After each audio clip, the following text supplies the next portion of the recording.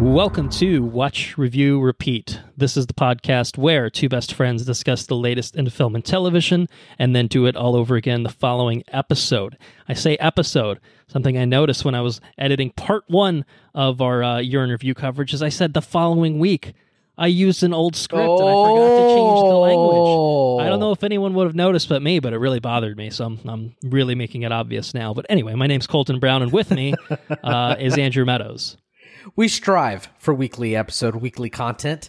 We try. But sometimes once upon a time, it was a little more feasible. These days, particularly in 2022, which obviously is the year we're talking about on this episode, it was a topsy-turvy year. We were busy as shit. We talked about it obviously a little bit, but we were busy as shit. So I think that's probably when we made the change of the following episode, whenever that is. Don't worry about it. It's going to come out at some point. We're still here. We're just moving slowly. That's all. That's it. Yeah. We feel like we've been preaching the idea of getting back to more regularity and stuff like that. So maybe that's the aspiration for 2023 as well, is watching more television for me and maybe recording more episodes as a result. And maybe that's right. Talk about some films and stuff too. So it's one of those episodes. We don't have to have a whole lot of setup at the beginning. So what I'll say is it's 2022, a year in review, part 2. And we got lots on tap. Technical awards, acting awards, honorable mentions, and our best films of the year, our top films of the year, our favorite films of the year, basically. So without further ado, why don't we move into the technical awards? All right. We shall start with Best Original Score. And perhaps we'll tread on some territory we've already tread on. I don't know. Maybe we will, maybe we won't. Maybe. Who kicks this one off? You do. I think it's my turn, and I have 4 notes that I think will give you my answer. All right. Bum bum bum bum. It's enough. Michael Giacchino, man, great composer. His work on the Batman is awesome stuff. It's the only vinyl score of any movie in 2022 that I've purchased. It's quite literally right next to Dune in my stack, which was my winner here last year. Thanks, Hans Zimmer, for putting some effort into that one. The Batman is a simple, kind of thing where it's maybe not the most technically complex score or anything like that. Like that 4-note Batman thing. It's quite simple, but it's iconic and it's memorable and it's recognizable. And I feel like the strings for Catwoman are recognizable. And I feel like the moment where the Batmobile kicks off and there's that big chase thing that you talked about, it's recognizable. Like everything about this score, I can hear in my head. And I can listen to it on its own and enjoy it and be like, oh, this is that part in that movie. That's the kind of score that this is, where everything feels distinct and interesting, and little things like Ave Maria and, kind of throughout. It's fucking cool stuff. It's great stuff. And I'll tell you what, talked about it already. That vinyl set. Thanks, Mondo. It's a thing of beauty. Yes. Yeah, we had an unboxing. we did it. We did an audio unboxing. I don't even know if that's a thing, but we did it. It's awesome. It's a really, really brilliant, beautiful score that just feels fucking iconic. These are the character themes that will pervade in Batman, hopefully the Batman sequels. At least one is in the works right now, and I look forward to more of it. Highway to the Anger Zone, great name, by the way. Yes. Fucking great track. Ridiculous fucking track. Oh man. Shout outs. Although it's my winner, shout outs to Alexandre Desplat for Guillermo del Toro's Pinocchio. He did all of it with fucking wood instruments, which is fucking cool as hell. Yeah, really cool stuff. Guy's a madman. And then our boy Ludwig Göransson. He's a magician. He's a mastermind. The Black Panther Wakanda Forever score, I think, is really, really quite nice. Oh yeah, for sure. All the Namor stuff, particularly the way that they used a lot of the Mexican influences and incorporated that into the music and the score, I think was really, really well done. So props to those two gents, because I think those are some really excellent scores as well. But that Batman score is just too iconic for me to pass up as my winner. So that's where I landed. Best original score for you. I have some notes for you. It's not notes. It's like throat singing, like fucking prehistoric, like caveman shit. You know. Northman.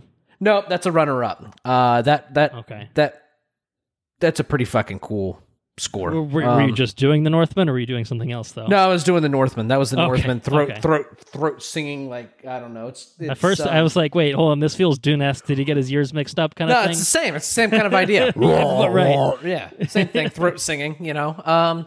Yeah. The Northman's got a pretty ridiculous score. But I think you dropped the best word, and that's iconic.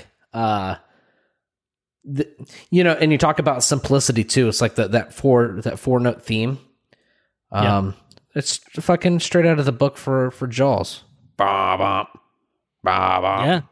Ba ba ba ba ba. It's not about how complex it is. It's about what's on screen. Does it fit the mood, and does it convey what it intends to convey? Boom. Score 101. He scored fucking Batman. He did. Yeah, so anyways, that's the theme for Batman now. Yeah. You know, and it's fucking cool.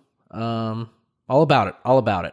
Yes, and hats off to Alexander Desplat, who frequently works with Del Toro. He does it. Mm-hmm.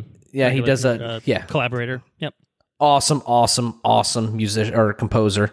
And our boy on the Black Panther. Those are excellent scores as well. But like you said, what's iconic? What are you going to remember from 20? If they drop a needle on a random record and you have all these different movies, which one are you going to remember? And you're going to remember the Batman. You're going to remember the Batman. That's right. So, anyways, so my pick's the Batman as well. So, or Michael Giacchino.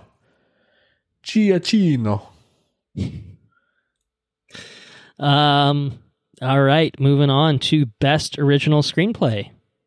Best Original Screenplay. I believe it's your turn, my good sir. What do you have for this one? Best Original Screenplay? I watched a movie that we had not seen together. So this is a recent acquisition on my own viewing deal, and that's going to be he doesn't make a lot of movies, this fella. But what he makes is pure gold. He puts out gold. And that's Martin McDonagh with the Banshees of Inisherin. You've been rowing? I don't think we've been rowing. I'm not. They've been talking about me in my dim. I'm not dim. Think I'm dim? I'm nice. I'm not. I'm a nice man. I'm not dim. What the fuck? What are you fucking on about? I don't think we've been rowing. Like the milkman. Right. The milkman hit your mother. Oh no! That's how my father died. Oh my god. Movie had me in stitches. Sarah thought it was the worst movie she had ever seen. She didn't. Was. Man, it was he makes good movies. He writes good shit. I just don't like you no more. You liked me yesterday. Oh my gosh, if I said something, let me know.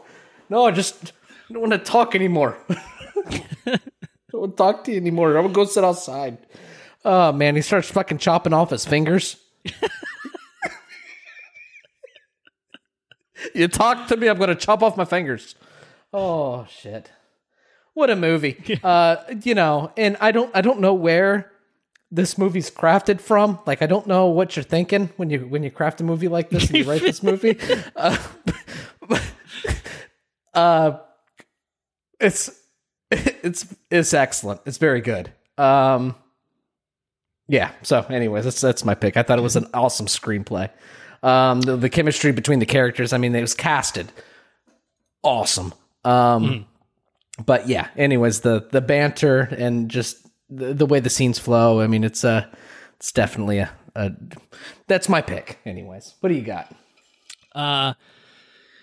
Well, I ended up with the same pick actually. Did you really? No way. 'Cause I have now seen the Banshees of Inisherin, which I think I said incorrectly many times on the Avatar episode. Apologies.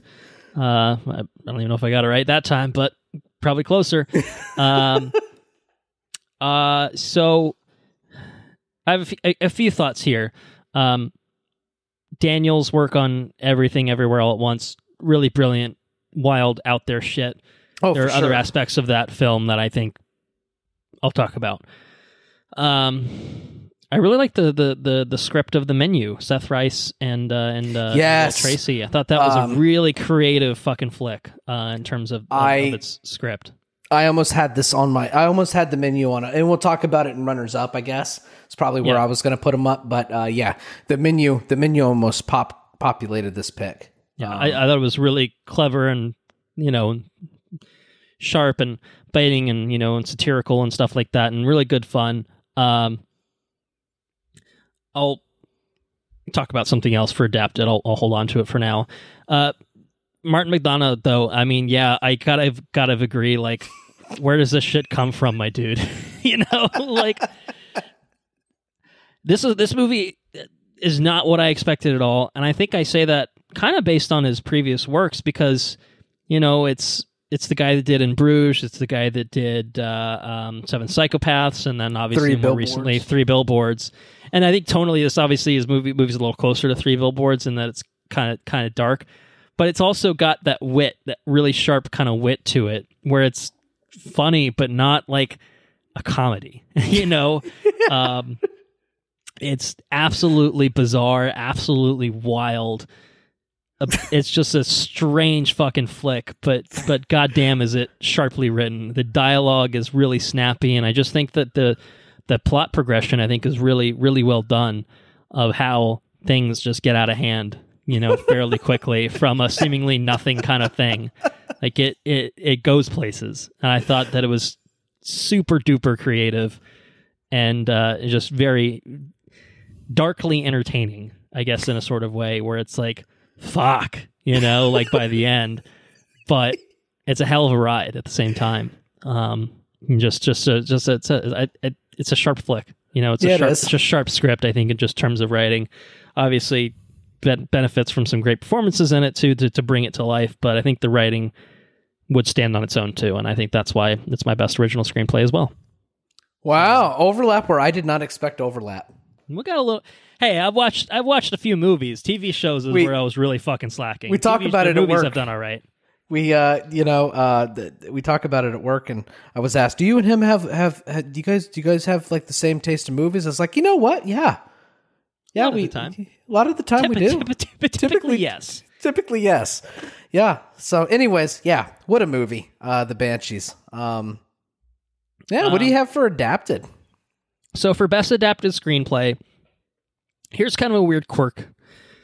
The way that the Oscars treats it, and I'm not sure that I agree, is that anything that's a sequel is automatically considered an adapted screenplay because it's relying on characters that were previously written, so they're adapting new characters and new settings. Right. So technically, Rian Johnson's script for Glass Onion is nominated as an adapted screenplay. And so I think if we're using that criteria, that's kind of weird. I would pick that, but I kind of feel like it's an original screenplay. I kind of feel like it's an original, like it's Benoit Blanc, but like everything else is different. Right, exactly. Like that's not adapted. Come on. So honorable mention to Rian Johnson's Glass Onion for original screenplay. I think if we're slotting into adapted screenplay, maybe I'd give it the slight nod, but Schoen and Robert Eggers on The Northman, cool fucking screenplay. Simple, but fucking cool. But I'm going to give it to someone we've already talked about a little bit, Guillermo del Toro, and co-writer Pinocchio. Patrick McHale for Pinocchio. Very much an adaptation, but a fresh and very different adaptation. New setting, like I said, and just the way that it uses that to full effect. And like taking the Pinocchio-like things that like Pleasure Island, and turning it into fucking fascist youth camp. Like, fuck me. Like, that's ridiculous. Like, that's ridiculous thing to do. And it's awesome. It's awesome. Awesome how they did all of that. I think kind of a little bit more of the expanded story with Papa, I thought was really, really well done. Yeah. Cricket was, I mean, just all of it. Like, I just think really great characterization for all of its characters. Who better to voice Cricket? Yeah. You know? Obi-Wan Kenobi himself. Obi-Wan Kenobi as the conscience of Obi-Wan Pinocchio. Kenobi. Yeah. Oh. No, I thought it was a really heartfelt story. And I think the additions to the Pinocchio stuff and like the changes were just really clever or like hard hitting. Like, it's pretty standard like Del Toro stuff to like, hey, here's some super fucked up setting, and by the way, your POV character is a kid. You saw it with Pan's Labyrinth. You saw it with like the Devil's Backbone, and like this is like, hey, your POV character is a fucking wooden puppet, reanimated kid's spirit sort of thing. Also, it's fascist Italy, and Mussolini's in charge, and he fucking kills Pinocchio at some point. Spoilers, you know what I mean? Like, like what? It's crazy. It's fucking dark. bonkers. Yeah. But it all works. It all works so well, and it's dark, but also still very entertaining and comedic and refreshing. Like I don't know. I just there's so much. There's just so much heart in that movie. A lot so of heart. much I heart. think obviously, I think that at the end of the day, it's the heart. I think that drives it for me. So yeah, best adapted screenplay, Guillermo del Toro's Pinocchio. That's a really good pick.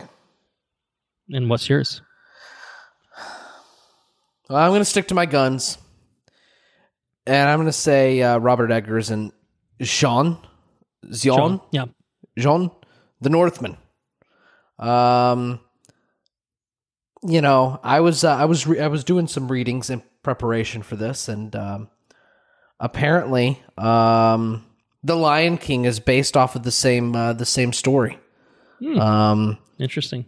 And I mean, you can pinpoint the similarities and stuff, but according to Wikipedia, it's based off the same ancient story, as well as there was another one, Hamlet's based off of this. There's a lot of works that are based off of this, the original story, and man, I've never seen anything quite like The Northman. It does not have the heart of Pinocchio. Not by a long shot. Maybe an angry heart, a heart full of fucking vile and hatred and fucking anger. But yeah, fucking Northman. It's Avenge You, Father. The other things I was saying I'm going to do. I don't remember. Yeah, what do you say? Avenge You, Father. Free You, Mother. And kill you, Fjolnir, whatever. Yeah. Yeah, kill you, Fjolnir. Yeah. It's a fucking ride, man. The Northman. It's the most. I think I described it as metal before. It's pretty fucking metal. It's pretty metal. Yeah. So, anyways, it's a very simple story. It knows what it set out to do, and it does it with expertise. Your pick for Pinocchio is very, very compelling. So I could probably put these in there interchangeably, definitely interchangeably. Sure. But yeah, my original pick was The Northman. So we haven't really praised The Northman a whole lot yet. So those are that's where I put it. So it's a good opportunity to do so. Yep. All right. Ready to move on? Yeah, can move on. Best sound design. So this one, I had 2 movies in here. All right. I ended up going with Stuart Wilson, William Files, and Douglas Murray. I thought that was the name of the movie for a second. I was like, Jesus fucking Christ, what are you watching over there? And Andy Nelson, the Batman. At least that's what the Oscars. Okay. Yeah. Well, they probably know what they're talking about. Yeah. So that's my pick. It was very well done. My original pick before I started really like dwell on stuff was The Menu. And I felt like that was a recency bias, like just because I'd seen it recently. The sound design for the Menu is so nuanced and like just, yeah, I don't know. Like it's a very simple thing, right? But the one thing that I remember most about, one of the things I remember most about The Menu was the clapping. And the clapping just like capitalize it. Yes, that wasn't good. That wasn't good enough. I'll have to boost that in post and make it really more impactful. But it's like, yeah, everyone like stops. Like, Yeah, and there's times where you're just focusing on. I read that a lot of the way that they made the food and stuff was based off of a show that you had watched with Johnny V. Oh, okay, yeah. I can't think of what it's called, but is it the Chef Show or is that something else? Yeah, it's the Chef Show. Yeah, they got the same person from the Chef Show to come help them shoot. Okay. But it's masterfully done. Like it's fucking it's nice, and it's very nuanced, and just the sound design was simple, but it was really it commanded presence, and it pushed the movie forward in a unique way, I think. So that was like my runner-up. Batman is fucking. I mean, it's Batman. Sound design was awesome in that movie. So, anyways, what do you got? I thought the Batman had some excellent sound design. Batmobile, fucking cool. Just all of it was really cool. Yeah. But I think when I looked back at 2022 and some of the movies that stuck out to me for just like how immersive the sound was, I had to look no further than Top Gun Maverick. Top Gun? Yeah. Fucking Top Gun.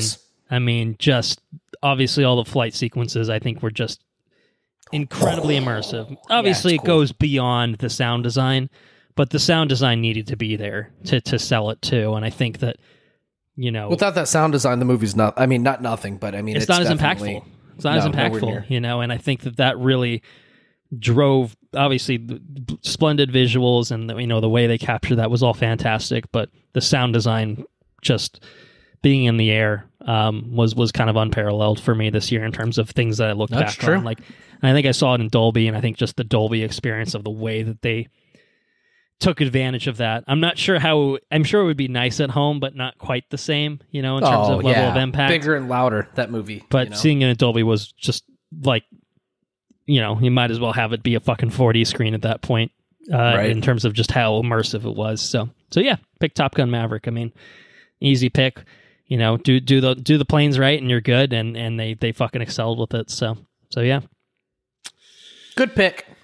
Best editing. This is very emphatic. Did you like that? I did. It's nice. I think the beers are taking hold of me. Good. By the end, we're getting into the thick of it. There's some runner-ups in each of these categories. Yeah, I've got runner-ups in most of these. This one included. I think Top Gun has to warrant some mention here. Top Gun's my runner-up for this, for sure. It's a runner-up for me. I think it's one of those things. I know how much fucking footage they shot of those goddamn planes in the air, and to make that into a thing that has narrative value, I think is really impressive. I think that probably required a fuck ton of legwork, probably more than some of the other films in terms of just pure, like, taking raw product and distilling it into an edited, finished product. I think it's really impressive. Shout out to another runner-up, Everything Everywhere All at Once.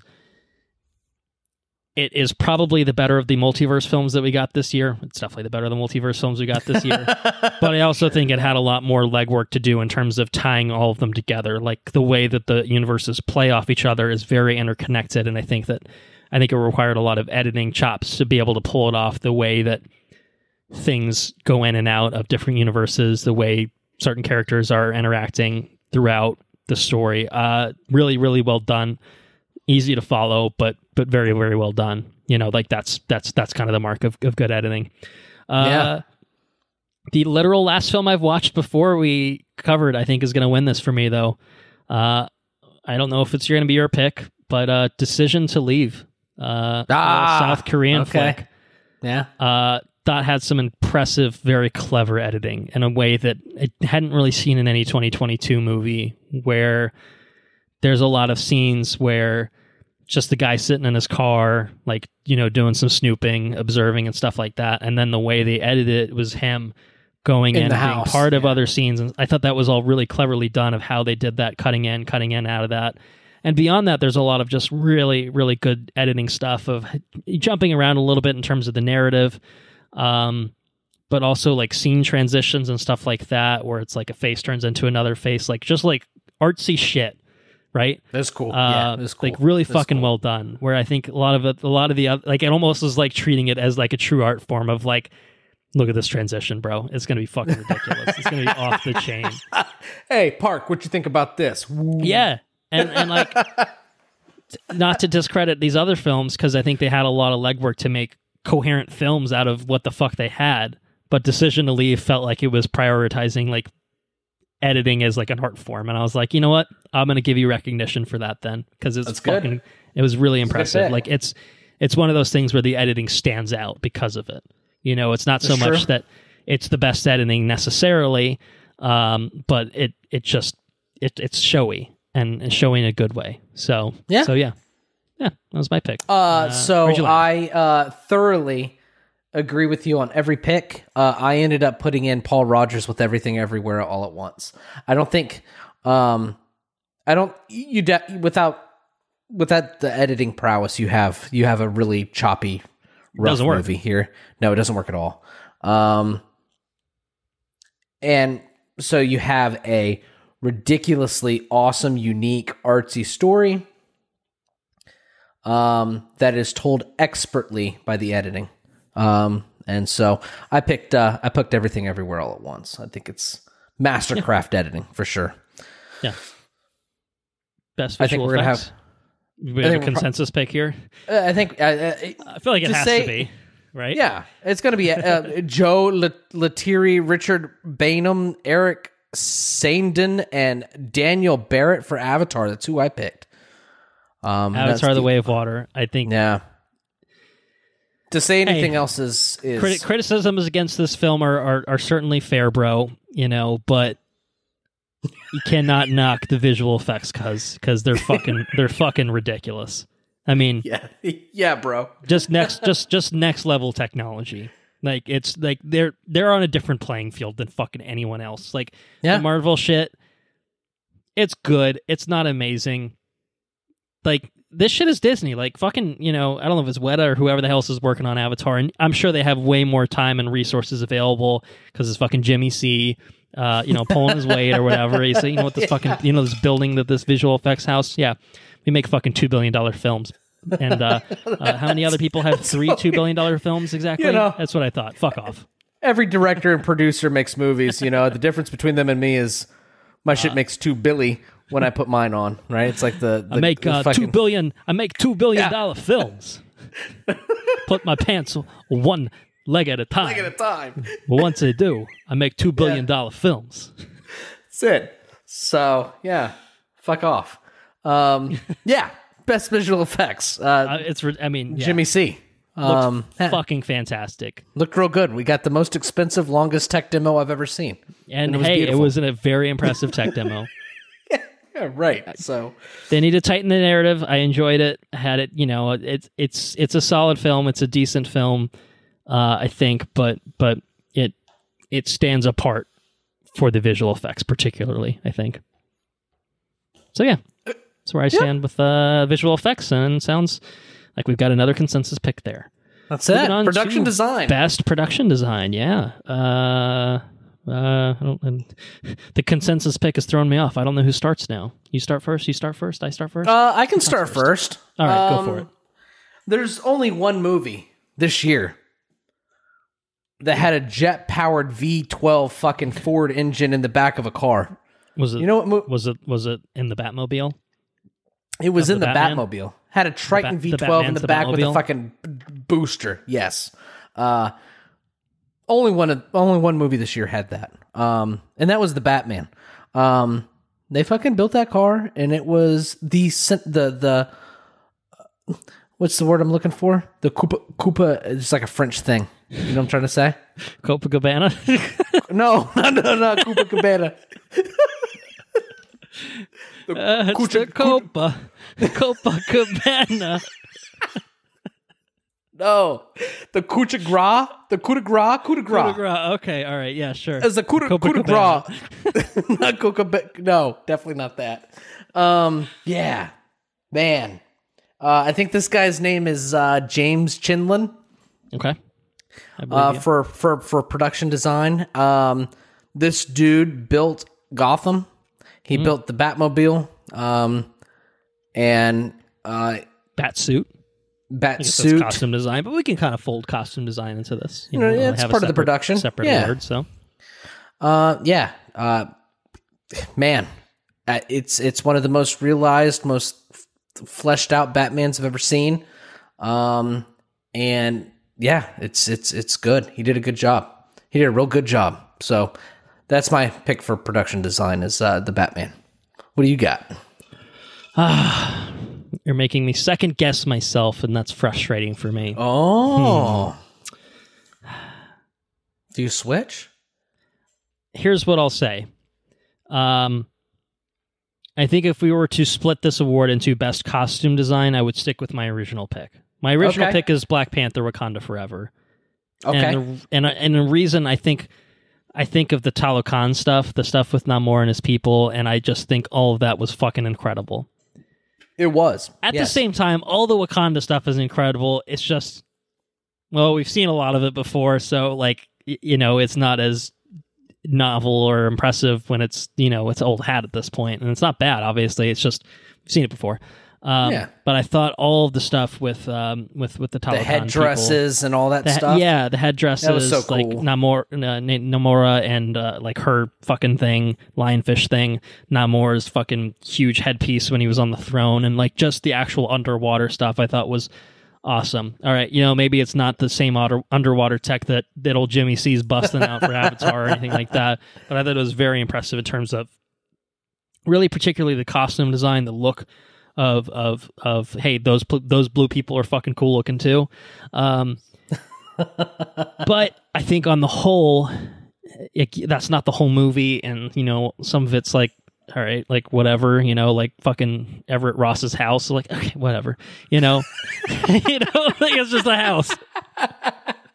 Or there's just a forest, or there's a college campus, and it's like, all right, outside of that, like it's all good, but none of it's fucking groundbreaking kind of shit.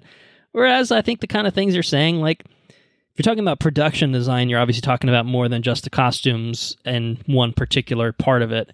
And you're right, this Gotham feels unlike any Gotham we've ever gotten. And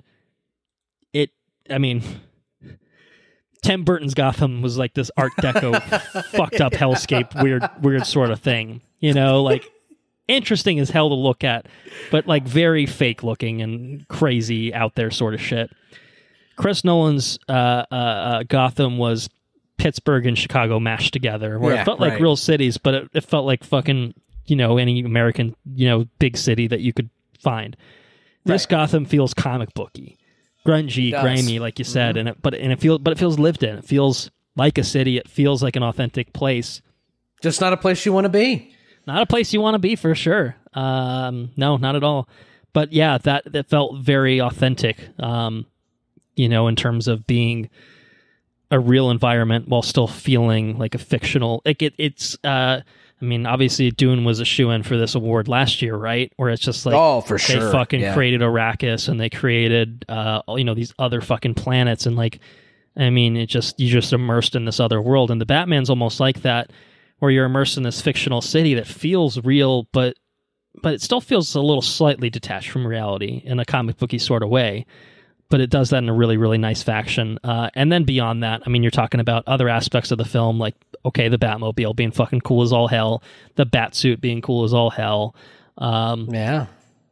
Colin Farrell being turned into not Colin Farrell. Yeah, it's part of the costumes, yeah. Makeup and hairstyling is insane in this movie. The Penguin transformation alone is just... It's fucking bonkers. He's a different man. It's completely insane. He's just not Colin Farrell anymore. You watch it again, you still can't discern it. You can't see him in there. At the same time, he doesn't look like some fucked up monstrosity and buried in makeup, like what's his face, Guy Pearce in Prometheus or anything like that. Right. Or Leo in that J. Edgar movie. Like, he doesn't look like someone we know buried in under fucking pounds of prosthetics and makeup. He looks like a different man, and his face fucking Jared works. Leto in House of Gucci, to go with the 2021 example. I am buried in the makeup. No, it was crazy how well that was done. Really, really impressive. Really, just on all facets. I think as an overall, all of this is awesome and different and transports you to a different world, I think the Batman kind of takes the cake. So you've convinced me. Yeah. Wow. All right. More overlap. Going against my principles of changing things on the fly, but hey. You make your own rules. Yeah. I make the rules. Yeah, that's right. All right. So moving on to best cinematography. This is a tough one. Over it. I almost skipped right over it. I think this is a really tough one. This is a really fucking tough one. Whose turn is it? Is it my turn or your turn? I think it's mine, but if you got thoughts, it's your go turn. for it. No, you go ahead. Okay. All right. I struggled with this one. I went back and forth. I changed my answer a few different times. One film I think we have not talked about in any capacity thus far, I'll shout it out here. Hoyt van Hoytema's work on Nope, I thought was really, really impressive. Yeah. Thought that was a really well shot film. Obviously, the more that the mystery of that film unravels, the more we see, I think it gets really fucking interesting and really, really gorgeously shot. I don't know how to say this man's name, but Yaron Blaschke on The Northman. I thought there's some really iconic fucking stuff in there. That the duel at the end, the volcano, yes, like, that's fucking awesome. That's like fucking metal, yeah. It's metal as shit, but like that's, hey, you know, when we talk about cinematography, what do we talk about? I feel like we always talk about, do I want that frame as like a fucking piece of art on my wall? Yeah, you right? can Isn't see that those what we come back guys? to? Yes, that whole duel, pick a frame, art. That's art. Yes. I don't know that the rest of the movie is as impressive as that one particular sequence. I think it's very well shot. I think it's beautiful. I think there's some really awesome stuff, like the Valkyrie stuff is fucking awesome. Yeah, right. There's some really awesome stuff in there. But I had to go back to the principle of, can I take, like Dune, we're going to go back to Dune as the poster child right. of this sort of thing. Can I take any given frame of this movie and say, that's art? Greg Fraser, you've outdone yourself again. The Batman takes it for me. Best cinematography. I'm going to fact check myself, but I'm pretty sure this is the man that indeed worked on Dune and is working on Dune Part 2. So we're not done talking about him yet. I am correct. He did do Dune. So this is back-to-back years that he is my best cinematographer for his work on a particular film. Yeah, I mean, it all goes hand in hand. Obviously, the production design feeds obviously how beautiful some of these shots are going to be, but some amazing shots, the standout iconic shots, the upside down Batman emerging as the penguin so the cool. car, like just fucking nuts. The fucking the not boots. the governor or the dude walking away and the fucking Riddler standing right behind him. Yeah. Oh, yeah, the lighting alone. shadows. Yeah. Oh, one of the best ones too is you have you got the Penguin. No, you have Falcone. Falcone up there in the second story with that giant circle glass. It's been a while since I've seen it, but I haven't seen it since theaters. But he's standing like his like penthouse has that big glass, that circle glass there, and it's so cool.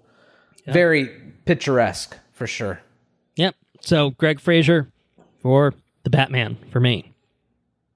What about for you? Best cinematography. So, but you got to pick something. Yeah, struggles. I agree with you. It's the Batman. The Batman's wonderfully shot. Very beautifully shot movie. Another one that I really, but my two struggles were between, and maybe this is a recency bias. I don't know, but the two that I struggled with was the Banshees of Inisherin. That's true. I mean, that's such a picturesque setting that all of it. That's a cheat code, right? Because every part of that island just looks fucking beautiful. Right. Yeah. Expertly shot, the colors, the lighting, the pans, the long shots. It's artfully done. There's one shot in particular where they have this camera in it. It approaches a building, but then it like goes over the roof of the building and then comes back down, and it's just a really cool shot. And it's all set within such a picturesque island. It was awesome. A beautiful movie. One that was really striking for me. So I threw that up in the air, whether or not I wanted to pick a movie that's landscapes, and it captures the beauty of the area, where there's all this, because Yes. So cinematography for me is can we frame it on the wall? And there's a whole lot of framing putting it on the wall this year, I think. So I had to go a little bit. I went in a little bit of a different direction. And the question is how does it push the narrative forward? So in the Banshees, you have these characters that aren't where they want to be, set within the most beautiful of islands, right? It's just picturesque. It's beautiful. I mean, it's almost like a little paradise almost. You know what I mean? You have your friends, you go to the bar in the afternoon, you're relaxing, everybody's good, everybody knows each other. You do have that one fucked up cop back there that's like naked and maybe he's taking advantage of his son. I don't know. He's fucked up. Yeah. But you had this beautiful island and there's war literally going on across the place. Mm-hmm. And it seems like nobody wants to be on this perfectly serene little island. So it was like a dichotomy kind of thing. It was strange, or juxtaposition, or whatever. I don't know what the technical word is, but I thought that was really neat. But All Is Quiet on the Western Front captured the oppression of war in such a visceral way. It's beautifully shot. The colors are, just the color palette on all the shots is just it's beautiful. It's a beautifully shot movie. And what's really striking too is like the portraits. I don't know what kind of camera lens they used. I don't know. I'm not that educated on all that sort of stuff. But there's something very striking about when the camera's just there's a lot of shots of just straight up on people. And it's very, very, very striking. And they do it a lot. And you have these people that are like, they're fighting a World War I, which is like one of the most, just one of the most terrible wars. And you can just watch the life kind of escape them as they start to fight. And it always returns. It's always bookended by these portraits of these characters. Mm-hmm.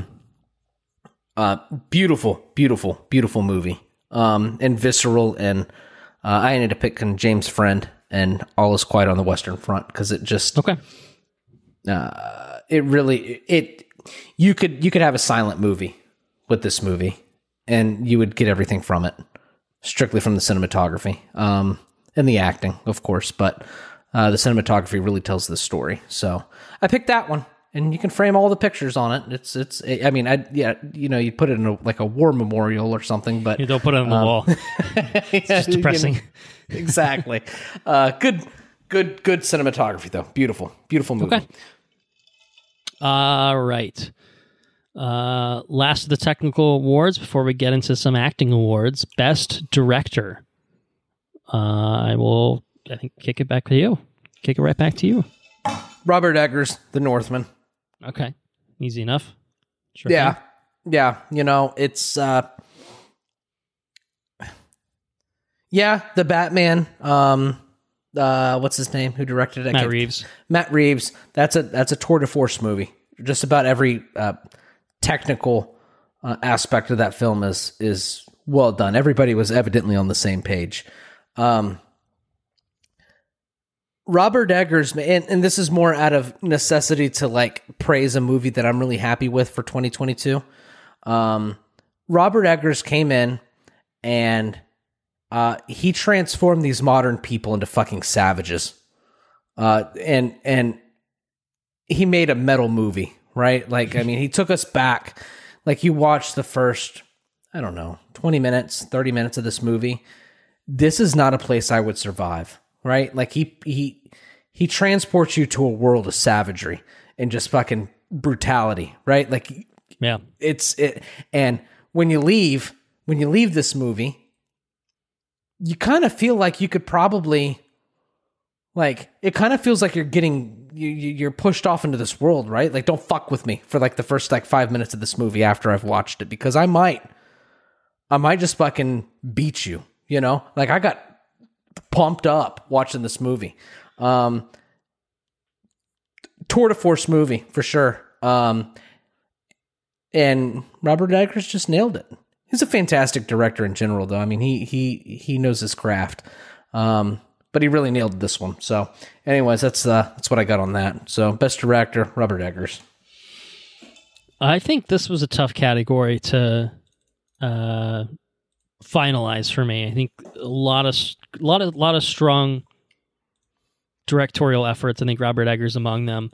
For me, the three that I narrowed it down to were Martin McDonagh for Banshees of Inisherin. Obviously, got some great performances, beautifully shot film, very, very well done. I thought about Rian Johnson for Glass Onion. Again, I mean, some of these are cheating because you have a really super talented cast to kind of take it there, but I thought the way that they shot on that Greek island was just, it was really beautifully done. And I think that the performances were just excellent. But I think the reason that I put the winner, or the winners, shall we say, as my number one pick here, is because there was just so much that it feels like went into what they did. So I'm taking Best Director and turning it into Best Directors because I'm going to choose Daniel Kwan and Daniel Scheinert for their work on Everything Everywhere All at Once. Nice. Good pick. Yeah, okay. Amazing performances. Michelle Yeoh, Ke Kwan, Jamie Lee Curtis, James Hong,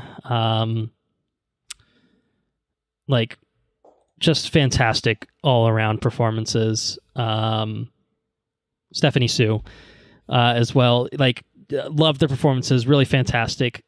But I think the action is fucking amazing, and the way that it's just cutting between a whole bunch of different different types of things. Obviously there's a lot that goes into it. There's editing that's a big part of it, as you talked about. As I talked about a little bit as well. But there's a lot that goes into it. But man, they had a vision for this of how they kind of put all this together, and the different universes have their own unique feels and kind of settings. Just was really, really blown away by all of the many different components of this film and how they all kind of came together, in terms of how they did it. Hot dog hands and whatnot too, so, and when sometimes the film is very basic. It's at an IRS building. Sometimes it's at the laundromat or whatever, but it's still making interesting use out of those settings. Right. And creating really interesting set pieces out of all those settings that might otherwise be bland. And then, obviously there are other settings that are a little bit more fantastical too. I don't know. All of it I just thought was exceptionally well done from a directorial standpoint. Just so many disparate elements, finding a way to weave them all together and have this through line that runs through them all. It's a powerhouse kind of film. Just a lot of moving pieces that somehow fit together. It's a really awesome movie that has a very simple message told in the most fantastical of ways. Right. It's about the spectacle to tell just a relatable message. That's okay. It's really remarkable. It's a remarkable movie. It's making something simple and making it complex, I guess, at the same time. I don't know. It's creative. It's a lot of different genres just smashed into one. Very, very, very creative, exceptionally creative. So yeah, Daniels. So who I went with. Very brings us pick. To the acting awards. Best supporting actor. I think it's my turn. I think it's my turn. Is it your turn? I think it is my turn. Yes, it is my turn.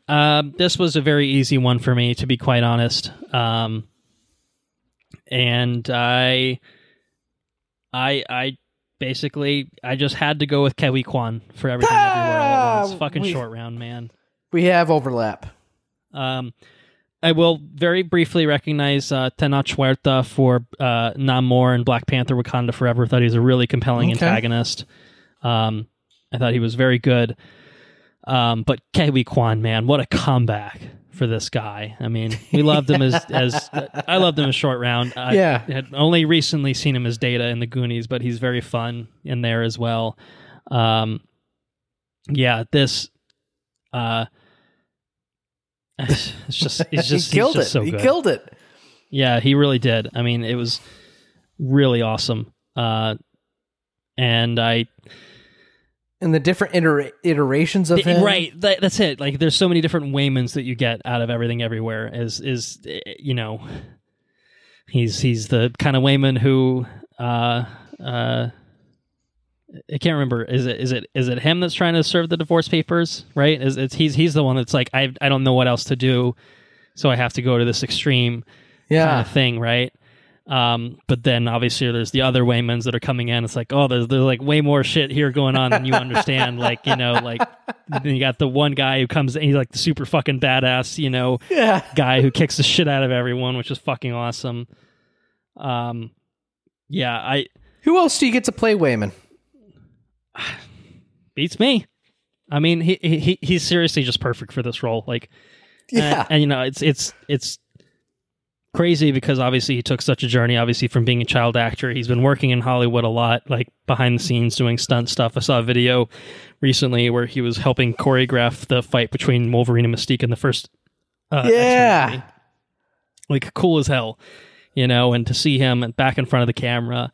But I also think at the same time, like, obviously you got like kind of this nerdy, like kind of weedy Wayman, and then you got badass Wayman, and you got the Wayman and like the fucking Wong Kar-wai universe where like they're the movie stars and shit, and like that, like, you know, he's like cool, he looks fucking sleek in his suit and shit. Like, oh man, like this guy's awesome. You know, and just a fucking awesome performance. Such a likable character. He's such a very affable, likable guy.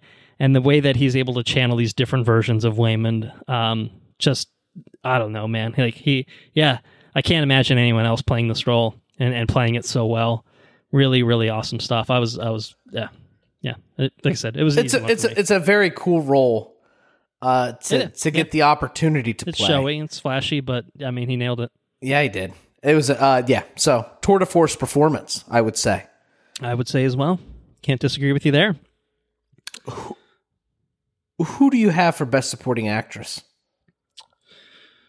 Curious to see if we have overlap here.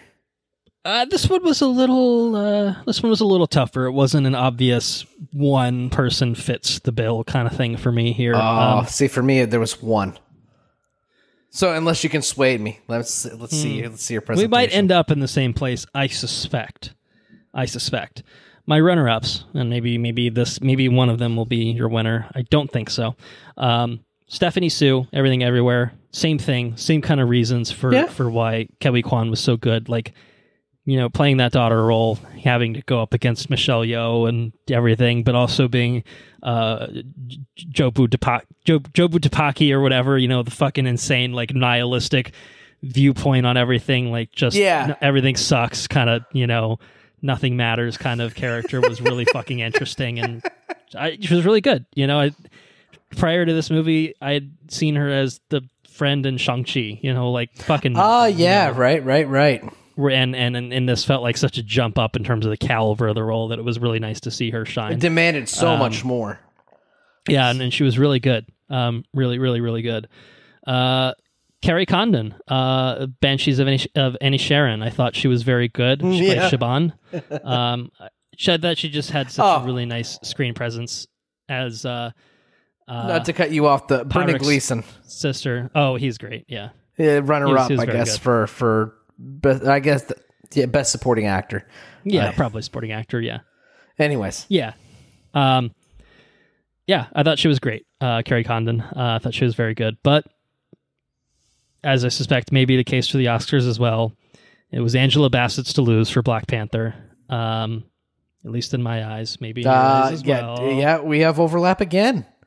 My word, I think this is the most overlap we've had ever. Maybe. I don't know. Someone will have to go back and look at it. Check the receipts. Not doing it. Someone else can do that. No, I mean, powerhouse performance. I mean, obviously, you're talking about a character within Wakanda Forever who has lost her son, who has lost her king, who has recently lost her husband, who at one point in the film thinks she has lost her daughter. You know, like she's gone through the fucking ringer. I broke down hard. Her performance broke me down hard in that movie. Just a hugely emotional performance. And it's interesting because I think that there are a lot of nuances to the performance of there's the persona that she puts on in front of the UN, where she's the leader of this powerful nation. You know, strong, charismatic kind of leader, the right? queen regent or whatever her role is, queen mother. Like, yeah. And then there's the kind of the more emotional, familial side that she shares with Shuri. But then, you know, like that scene with Okoye, when Okoye, you know, is like, I fucked up, like, you know, and she means, I've lost everything. Yes. Just, you know, that's the kind of scene where like you as the person sitting in your chair in the theater, you're just like, you like kind of slink down a little bit. You're like, oh, you are another person in that throne room. Yeah. You feel like, yeah, you're just like, the air has been sucked out of that room. Yeah. Brutal. Yeah. Yeah. Just a magnetic, like just a commanding, powerful performance from Angela Bassett. Well, obviously is a fantastic actress, but she got some opportunities. There is to flex some chops in Black Panther: Wakanda Forever. There's a monologue from a Skarsgård in Andor. And it doesn't Skarsgård of the Stalin variety. Yes, it doesn't hit the highs I guess I shouldn't say it doesn't hit the highs. It's just different because it's not as emotionally charged, right?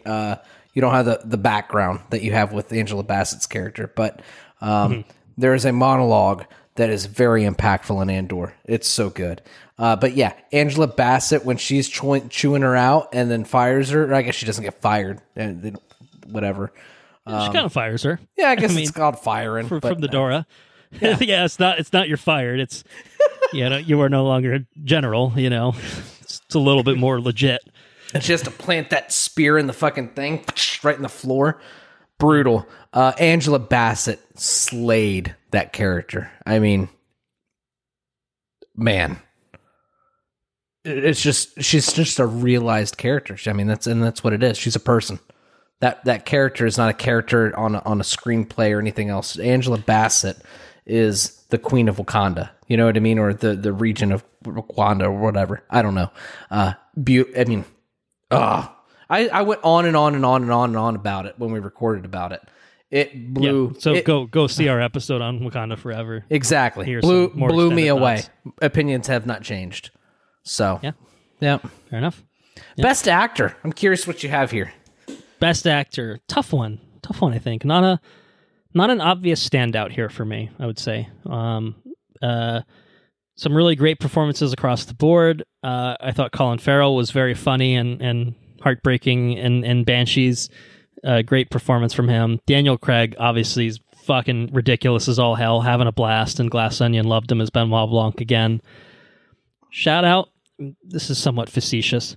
Shout out to my man Nicolas Cage, the unbearable weight of massive talent.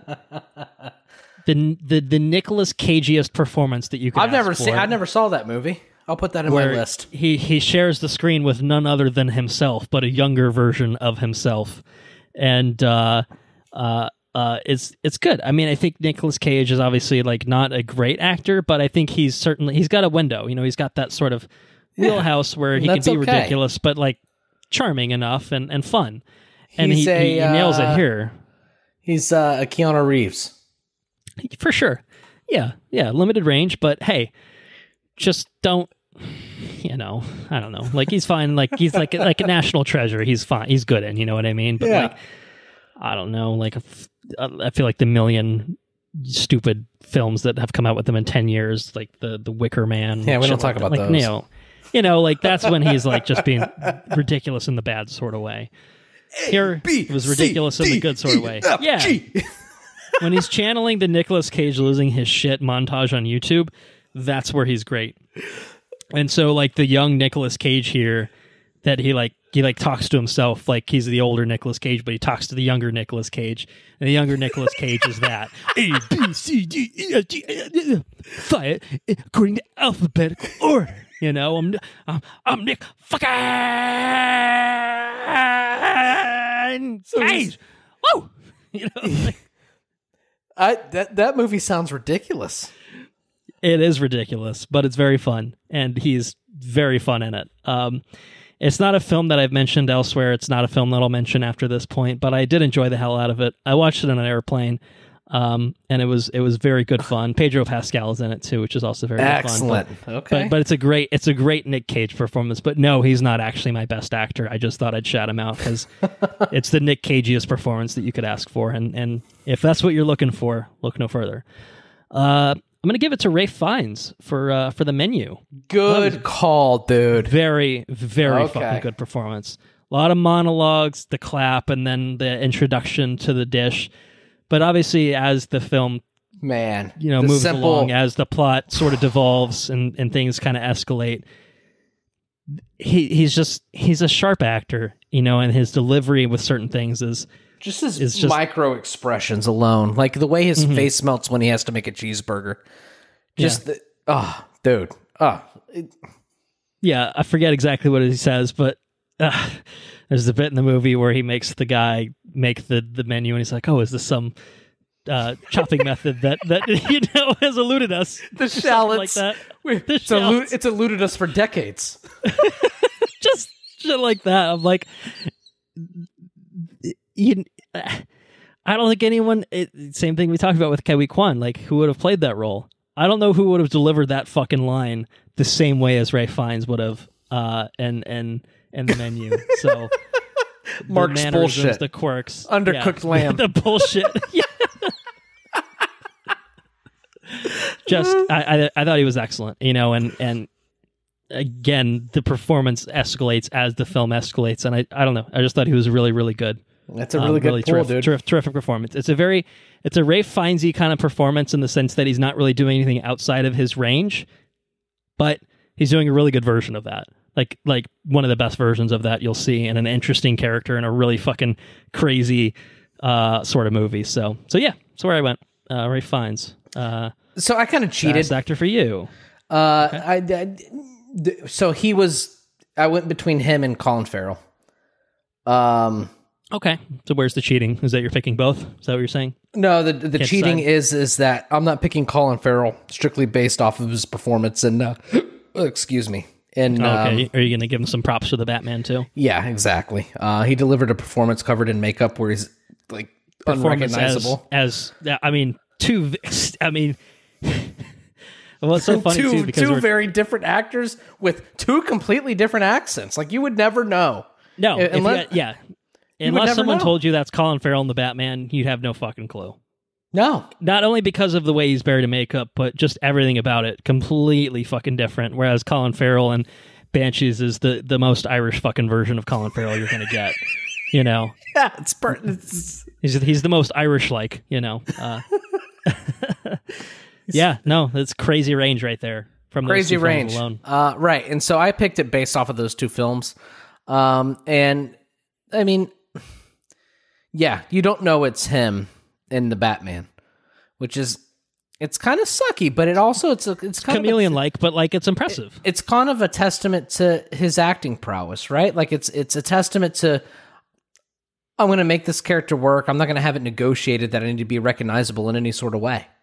Nobody's going to know it's me, and that's okay. Some Gary Oldman ass shit, right? That's there. some Gary. Yes, it's some Gary Oldman ass shit. I'm just going to be a completely different fucking person in this movie. Like, boom, okay.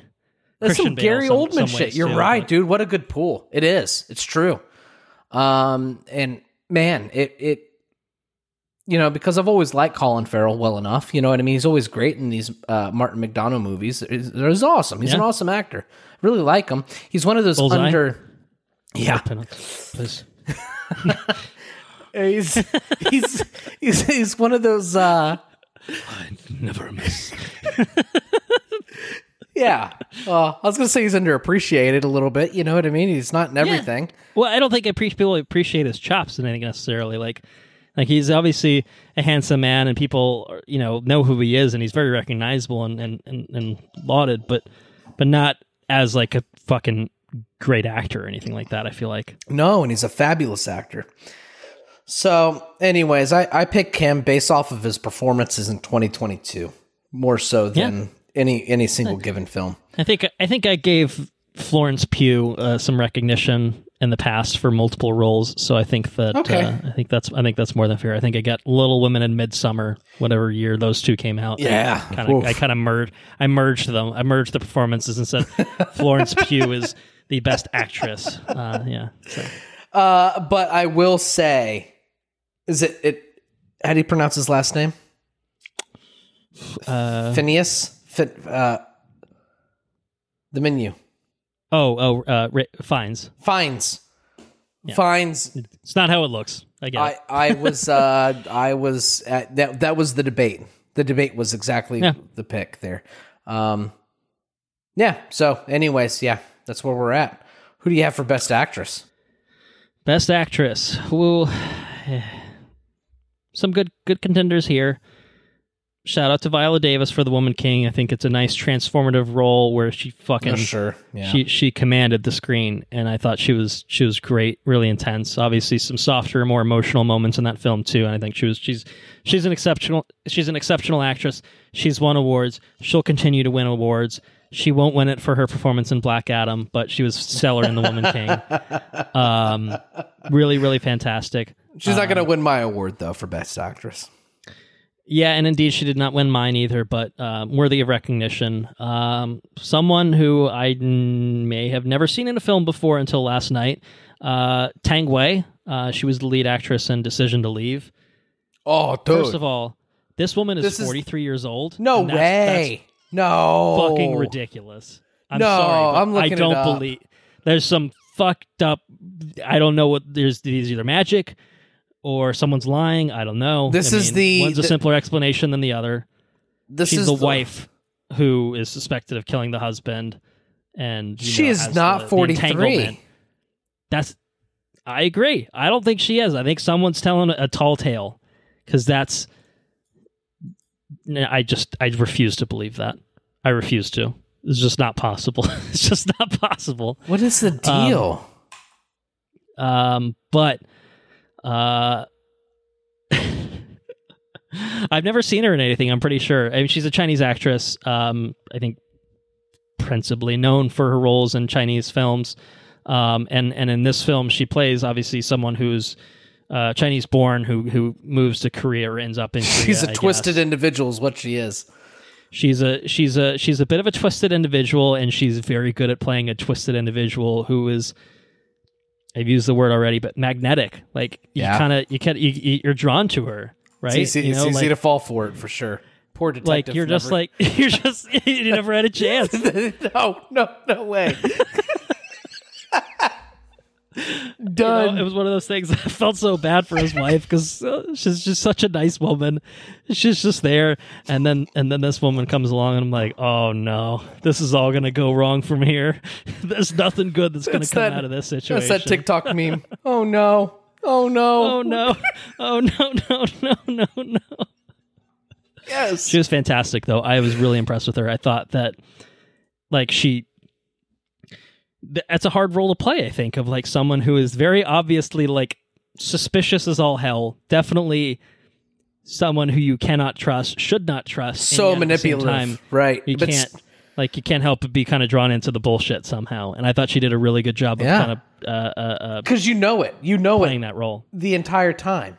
Oh yeah, like, there's really not a doubt in your head. Like at the same time, her performance is so like two-faced in a way. To where you know it, but at the same time you buy it. She's good.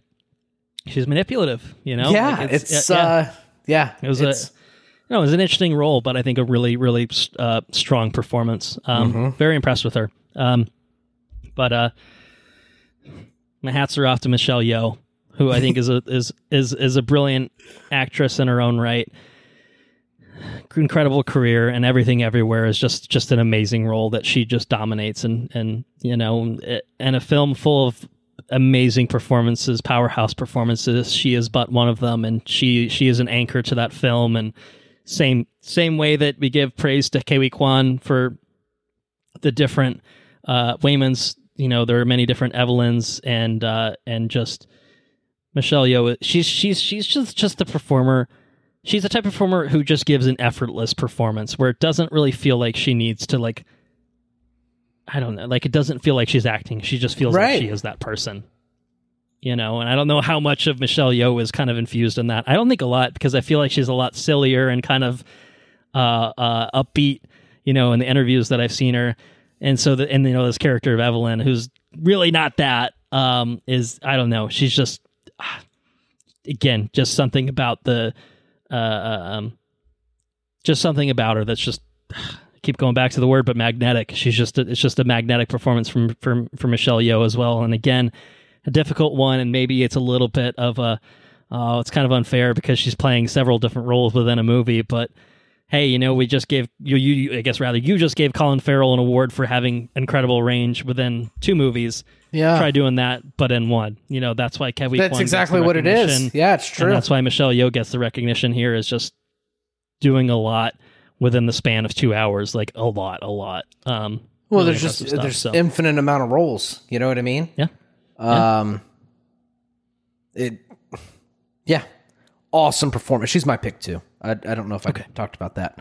I kind of was getting that impression. Yeah. She's my pick too. And it goes back to maybe the way that this screenplay is written. But the way you can take, because you get anytime you do the multiversal. I mean, the only multiversal thing that we really have to compare it to, I think, this year is the Doctor Strange thing. We got Doctor Strange, but hey, Benedict Cumberbatch ain't up for Best Actor for either of us, right? No, he's not. No disrespect to him, but like, it's just kind of. There's more content here. There's more content here on the page, and what's interesting is they're all kind of telling the same story. It's just the way that the story is crafted is expertly done, and the way that she pulls the characters from the page is remarkable. It's very good.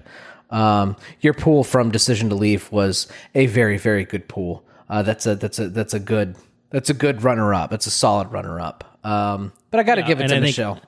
I think one of these is an under the radar performance that I'm highlighting. The other one is Michelle Yeoh, who will get plenty of recognition, and rightfully so. So that's it. Yeah, here we are. We're our honorable mentions now. Well, almost. I have added one category here for this year, and the real reason I did it is so that I didn't have to take one away from honorable mentions. But new category of best foreign film, of which you've seen a few. I have. I've seen fewer, but I have at least one to talk about. But I'll really kick it off to you. I feel like you've got a little bit more. All right, so here's what we got. Things to choose from here. So I've watched. What did I watch? I watched All Is Quiet on the Western Front, which is the German movie, war movie, World War I movie. I watched Decision to Leave, which is the South Korean murder mystery romantic mystery kind of thing. Yeah, and I think I watched a third one. Did you know? Maybe I only watched those 2. I think maybe I only watched. Go ahead. I know a big one that I haven't seen. What is it? But it's getting a lot. RRR. RRR. I didn't know. Netflix now. I didn't watch that one. Yeah, I didn't watch that one. I look at it and I'm like, well, I don't know. It's 3 hours. Am I going to enjoy it? Everywhere I turn says, fucking watch it. It's worth it. So I might get around to it at some point, but I haven't watched it. So I can't say anything to that. So interesting enough, I have 6 of my honorable mentions. So we're going to remove one of these foreign films that were in my honorable mentions. So we're going to move it to this position here. Yeah. See, it's fun. We get to have 11 picks now. I think what I'll do is if I pull it out of the honorable, are the honorable mentions runner up for best film of the year?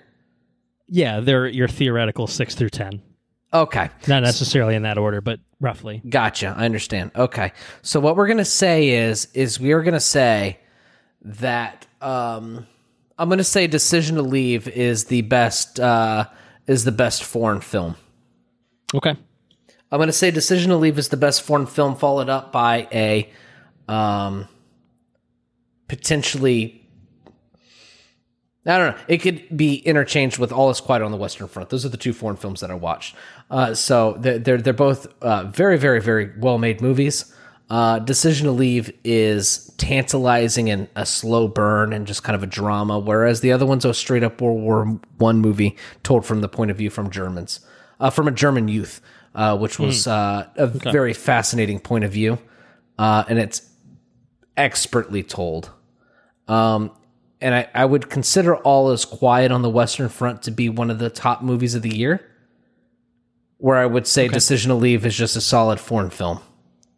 So that's my rationale there. So okay. Well, I invented this category so I could talk about Decision to Leave without having to pull from my honorable mentions, because I don't think it would have cracked my top 5, but I think it could have cracked my honorable mentions if I had to narrow it down to fully just 10. I really enjoyed Decision to Leave. I thought it was gripping, and what I'll say, and it's probably the same thing I say every fucking year, South Korean cinema is just unlike American cinema in a good way. It's different. The attention to detail of a lot of it, I think the plotting is a lot more complicated. It's a little bit more complex than a standard American plot, but it's gripping. It's really interesting. I feel like every South Korean film I've had has had great performances. I've heard that this one is actually kind of interesting because both the leads kind of speak in non-traditional Korean, which I don't think really comes across in terms of how it's translated with subtitles and stuff like that.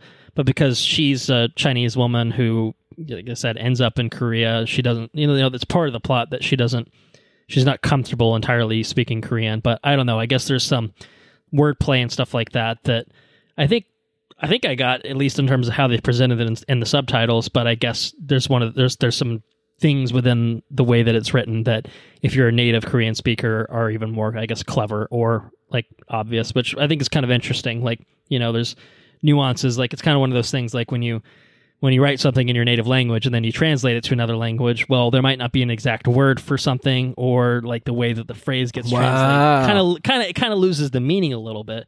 So I think even in spite of all that, I enjoyed the hell out of this film, even if I missed on some nuances here and there.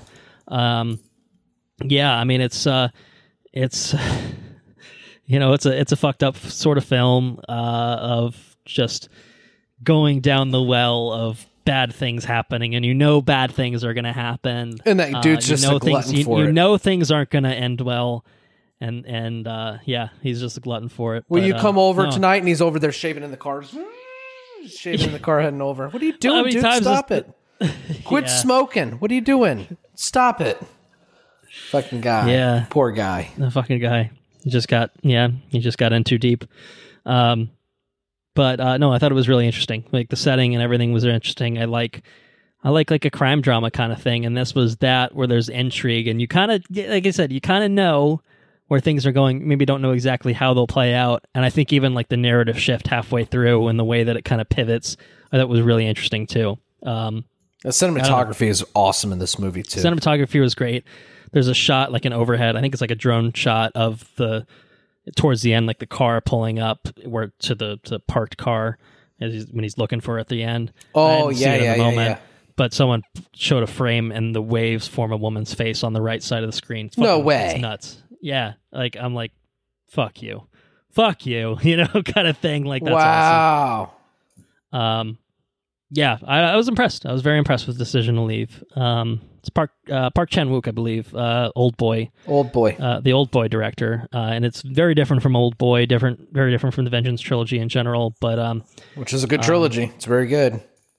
But yeah, really, really good, and I just feel like I need to make it a point, every year, to watch at least one South Korean film, even if it's not necessarily a new film. I just feel like I stand to benefit from watching more Korean cinema. Yeah, man, different in foreign films in general. You get a different perspective. And it's really refreshing. It's really different. Yeah. So yeah, for sure. So anyway, that's my opportunity to shout it out, and now it's time to move on to the honorable mentions. So we'll do the same thing as we did with television. We'll do a one at a time dump, and then we'll trade our top 5 for the year. So you want to kick it off? You want me to kick this off? Or I'll kick it off. All right. Tell me your honorable mentions. I assume you utilized all 5 slots. I just deleted one, which was the Crimes movie, the Crimes of the Future, for being a movie that was wow, that's a technical prowess. Okay. Well, I mean, I feel like if you put it as most disappointing, it probably shouldn't be an honorable mention. But what do I know? I deleted it just now. I recognized it was there. I was like, what the fuck is that doing there? That weird piece of shit. I'll delete it. Anyways. Doesn't mean it's bad, but it doesn't mean it needs to be. It's not for me, right? And I feel dirty just fucking talking about it. So just visualizing the ear guy dancing again. Yeah, it's fucked up. It's weird. Anyways, my honorable mentions. Honorable mentions. I'm gonna start by saying Nope. Nope is my, I guess, 10. Right? Would that make sense? Okay, roughly 10. Sure. It's my 10. I think it was an awesome alien flick. I think it was well realized. I think it was well done. Cinematography was awesome. The acting was awesome. It was a lot of fun. It was a unique story. And it's, it was a cool movie, man. It was a very cool movie. It was different. Nothing quite like Nope. There's other movies that I enjoyed more than Nope. So that's why it's number 10. What do you got? Okay. Do I keep going, or are we you can just give me your honorable mentions. Okay, I'm sorry. You can give me your 9 through 6 as well. All right, so I would say that the next one down is going to be Decision to Leave. Okay. Another incredible, awesome movie. Slow burner, tantalizing. You can see I think the coolest thing was kind of experiencing the manipulation. Like outside looking in, you can see it, but at the same time, it's presented to you in such a way to where you can kind of fall for it. And if there's a woman head in the waves, that's pretty artistic. That's pretty cool. I didn't notice that. Decision to Leave is probably the next one.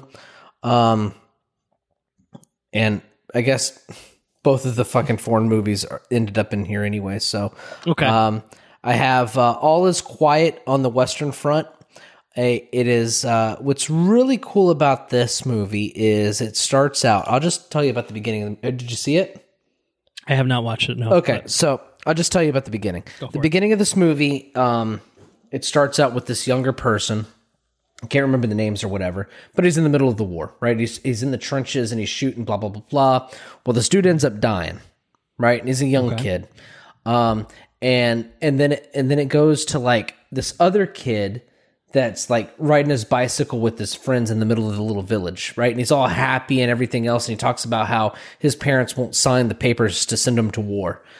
So he forges his parents' signature because he wants to go to war with his friends. And they're all like, yeah, we're going to go to war. And it kind of like romanticized the idea of going to war. And all these kids are excited and they're happy to go and this and that. He goes and there's this long extended shot and it's well done. It's beautiful. The first shot I think is all one shot, if I remember right. But then there's another shot of the process. It's almost like, what's that movie with Nick Cage where he's an arms dealer? Do you remember that? Is it War Dogs or War?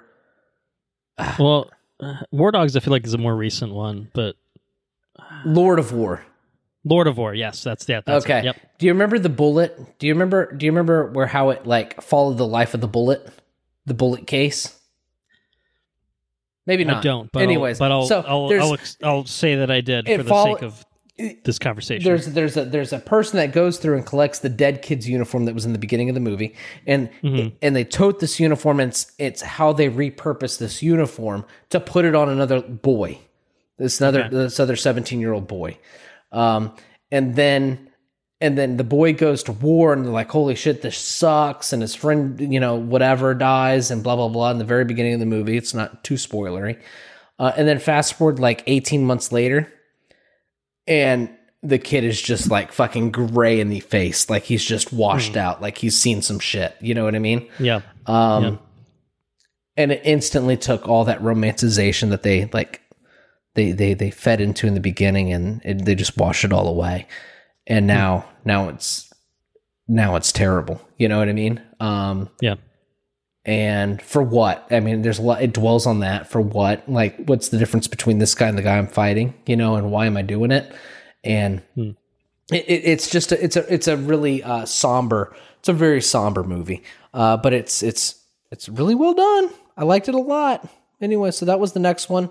Followed by The Menu. The Menu is a satirical joy. I actually, if you give me 2 minutes, I can tell you about my review. I wrote a minute as a joke. I told everybody I was over at Sarah's family's house, and I told them I had to leave. I had to watch a movie for the podcast, and they asked me what I was going to watch, and I told them that I was going to watch The Menu, and then Caitlin says, "Oh, tell me what you think about The Menu," and I said this: The Menu is a well-paced psychological thriller / satire, dark comedy. Anya Taylor-Joy, Nicholas Hoult, and Ralph. What's his last name? Fiennes. Yep. Ralph Fiennes offer robust performances. The marketing was misleading. I laughed way more than I thought I would. It offers an awesome commentary on the wealthy, food culture, and passions in general. Cinematography is creative and flashy. Sound design is solid, but its technical merits lie with its written material. I highly recommend. That was my short text message review, and she didn't put ha ha ha ha, but she told Sarah that she loved the review and it made her laugh. So that made me feel good. Anyways, The Menu is top notch movie. Sarah did not enjoy the finale, the ending. She did not enjoy the ending of that movie, third act. Yeah, all right. I thoroughly enjoyed it. I thought it was it's an artsy ending. I thought it was good. And then the last one, and this one might surprise you, and I feel guilty for having it here, but my number 6. Is it too low? Is that what it is? I feel like it might be too low because it's arguably I think about 2022. I think about Top Gun. But it's my number 6. Yeah, there's some other good ones in there. There's some other good ones in there, man. Cinematography-wise, this movie was crafted. I mean, it's like craftsmanship, like perfection. This movie is. This movie exists by pure sheer will, right? To like remake a Top Gun movie. They riffed on They riffed on a Star Wars trench run. It's a little Star Warsy. Yeah, that's okay, sure. But I like Star Wars, and I didn't give any nods for the scripts because I'm like, all right, I mean, come on. I like Star Wars. I like fighter jets. You combine the two. It's whatever. It's cool. You draw inspiration from it, and that's fine. What a thrill ride. This movie's a roller coaster. It's a theme park ride, and that's what this movie is. I think it's a well-made theme park ride. It's a very, very, very memorable movie. Anytime it's on, I'll watch it. I really, really, really, really enjoy this movie. But this top five is something special. And unfortunately, Top Gun just couldn't break the barrier. So that's what I got. That's my top 5. I was a little rambly. I apologize.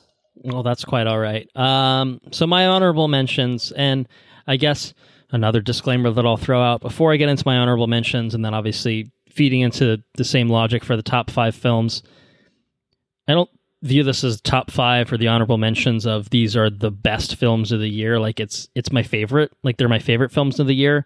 And obviously there's a lot of very subjective things that kind of inform that decision.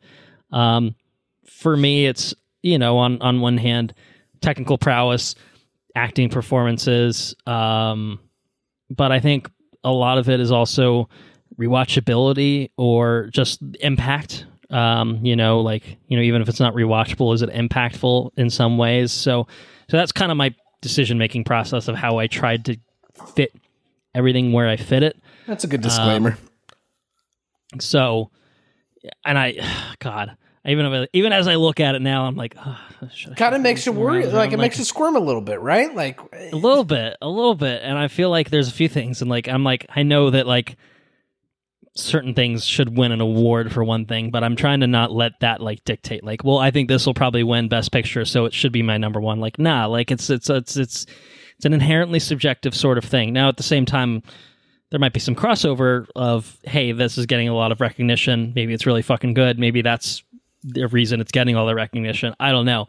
But anyway, all that said, my honorable mentions, I guess roughly in reverse order of starting at number 10 and then working kind of down to a loose number 6. I have The Woman King at number 10. Okay, yeah. It's a really powerful, really good film. I think just held back by just a couple little things of bullshit that we talked about on that episode when we covered it. Didn't need the sort of pseudo love story. Yeah, it didn't the need fucking the asshole. The kind of twist sort of thing of the characters being connected in the way that they're connected. Didn't need it. Didn't need that to work. They certainly didn't need it done in the way that it was done. I think that kind of made it felt a little hokey. Whereas I feel like the production design and like the acting, like, and just like I thought it all was really, really good. And it just needed a little script love to kind of make it feel a little less hokey. But really, really enjoyed it. Definitely a rewatchable film, I think. A hard-hitting film, emotional film, but I think very well done. Following that, I have Black Panther: Wakanda Forever. Snuck its way into my top 10. I think that they handled the passing of Chadwick Boseman and obviously the death of T'Challa in universe as well as they could, which is to say, it was an impossible task to try to make a movie that could surpass its predecessor, and I don't think that they succeeded in the impossible, but they did a really, really admirable job at the same time, and I think it had some great performances in it. I think Letitia Wright stepped up, was a great Shuri, and I think go ahead. I was gonna say it's almost like they didn't try to out. No, I mean they had to pivot. That's what they did. And they moved in a different direction. They pivot. Yeah, and I think they did a successful job of that. It's different. It stands on its own from the original Black Panther, while still feeling like a proper sequel. But obviously, it's not the sequel that once upon a time they would have planned to make. But I think they did a really good job of making the movie the way that they ultimately decided to make the movie. I think for me, just the biggest things that stand out, I thought Namor and his people, I think, were just the standouts, and I think they were the through line of the movie. Like, obviously, T'Challa dying and that informing Shuri's character and how she ultimately embraces the Black Panther mantle. I think that's all really, really well done. It's kind of a slow burn, slow build up to that, and it's really satisfying by the end. And some really great moments kind of throughout, punctuating her arc. But ultimately, the antagonists of this film, I thought, were just like they were the thing that compelled me throughout. Now that was a really, really great film, really great, worthy follow up to Black Panther. I can't wait to see what's in store for the cast of Wakanda, moving forward. In terms of, I think they're, Okoye, where she is in the universe. I for all of Marvel's faults in terms of having, a solid Doctor Strange and okay Thor, Black Panther hit the mark, and for me that was enough. For me that was enough. But it wasn't top tier shit the way that the first Black Panther was at the same time. Other honorable mentions for me. Well, I know this might hurt your feelings, but The Northman ends up as an honorable mention for me. Great film. Awesome, fucking brutal, fucking metal film. We talked about it. Really enjoyed it. I think it's a fairly simple kind of revenge tale, done really well. Alexander Skarsgård's, he's fucking nuts in this. I liked how fantastical it got in some ways, obviously while blurring the lines of, is it magic or is it, people just hallucinating and shit. I thought was very well done. Cinematography was great. Just I don't know. It's kind of an oppressive, brutal film. Not one I'll revisit probably super often, but it was certainly impactful and certainly a very memorable film. And I do have the 4K of it, so I'll watch it at some point again. But yeah, it's kind of one of those, like, you got to build yourself up when you're watching The Northman. You can't just throw it on all willy-nilly and dive right in. Like, you got to be ready. So we tried to rewatch it. Take it in. I didn't. Sarah had never seen it, and I wanted to rewatch it before this podcast. I said, "Turn it up." She had the remote. So yeah, you gotta turn it up a little bit. Just a little bit more, please. Yeah, just a little bit more. Just a little bit more. Get going. A little bit more. Right, because it's up loud enough. And then she ended up falling asleep with it being loud, and I was all pumped up, and we didn't finish it. But yeah. No, we'll talk about it. We'll talk. Well, maybe we'll. Okay. Hey, right, well. Spoiler. Spoilers. Yeah, that's right. Anyway, I really enjoyed it. I will watch it again at some point, but probably not for a little while. But very impactful film.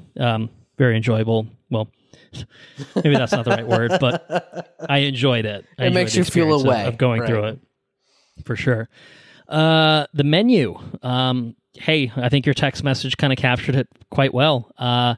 I thought it was a really artistic and brilliantly kind of written film. All the food shit was kind of fun. It's a film that starts kind of fun and happy-go-lucky. You don't really know where it's going, and then it devolves, and it's fucking awesome. The way that shit just hits the fan. Yeah. I thought it was awesome. I was hooked. The little things like throwing the ingredients and like the things of the meal on the screen in the text form felt like just like a nice little touch, and the way that it played with that was funny and good. Enjoyed the hell out of it. Cheeseburger. I maybe want to have a cheeseburger by the end. In spite of everything that I saw within that film, I still wanted a cheeseburger by the end. It looked good. Shit, I want one now. God, what are we doing here? Especially that cheeseburger. That cheeseburger looked fucking good. It looked like a pretty mean cheeseburger. Yeah, I think it's the kind of film that if you can walk into it not knowing really anything about it, you will be rewarded for it. It was one that I had seen the trailer for, and I think it concealed enough that you didn't quite know exactly where it was heading, and I think that made it really interesting. So yeah, highly recommend The Menu. It's my loose number 7, I guess. My number 6 is a film that I think if we're talking about quality and a lot of other things that go into films, it's probably like a top 5 best of the year, but I couldn't quite squeeze it into my personal top 5, and that's The Banshees of Inisherin. Okay.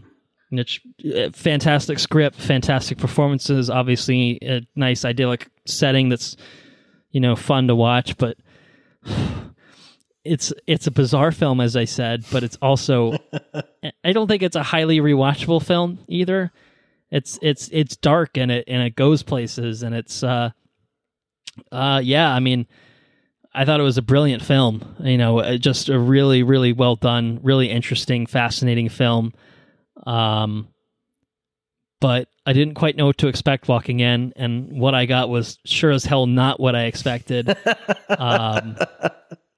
It's a fascinating beast of a film, and I recommend it. It's certainly not for everyone, obviously, as you yourself have testified to. It's not for everyone, right? But for folks like you and I, and Anna as well, she enjoyed it quite a bit. It's a dark, bleak, but still oddly comedic film, right? With some certainly some dark moments, and not exactly just over the top. It's just an over the top movie. It's good. It's very good. It's definitely worth checking out for sure. So yeah, there you have it. My honorable mentions. It was tough to get it down to those 5, but here we are. I've now said it out loud, and therefore that is committed to those being the 5. So why don't we do it? Why don't we at last get into our top 5 films of 2022, ranked in order, beginning with number 5. Number 5. Yeah. Number 5 for me is Banshees. Okay. Man, I thought I was in stitches this whole movie. I thought it was wildly hysterical. It's dark in all the right places. Just the balance of darkness and like a little bit of levity to keep it. Yeah. light enough, for to keep you engaged, without it just feeling like hammering you over the head of, bad things. Everything's real shitty. Yeah, Colin Farrell's just a lovable idiot, and that's what he is. You know what I mean? You can't Don't tell him that. You think I'm dim? It's fucking funny, man. It's really good. It was so funny. Oh my god, I gotta tell you real quick. The drink's starting to hit me. We're sitting there watching this movie. Sarah already thinks it's shit, and then they walk and to steal that dude's dad's booze, and his dad's naked in the recliner, fucking butt ass naked, little dicks hanging out. Sarah says, "What the fuck are we watching?" And I think it probably made it infinitely more funny that Sarah hated it. I really enjoyed it a whole lot. It was a very enjoyable film. It talks about some like nuanced things and this and that, but at the end of the day, it's just I don't know, it's just a really funny movie, and it's dark just like all his other movies that he makes, Yeah, it's just I don't know. It's the only comedy I think I've gotten here, so I'm glad I've got some, as you would say, levity in my picks. So, what was your number 5? I'm curious. This was number 6 for you. What's your number 5? Well, interestingly enough, our 5 and 6s are just reversed. Top Gun Maverick, number 5. That's fair. Me. That's totally fair. Yeah, you know what? I mean, Top Gun Maverick, I think, is probably as close to a perfect summer blockbuster kind of film as you can get. It is yeah, for sure.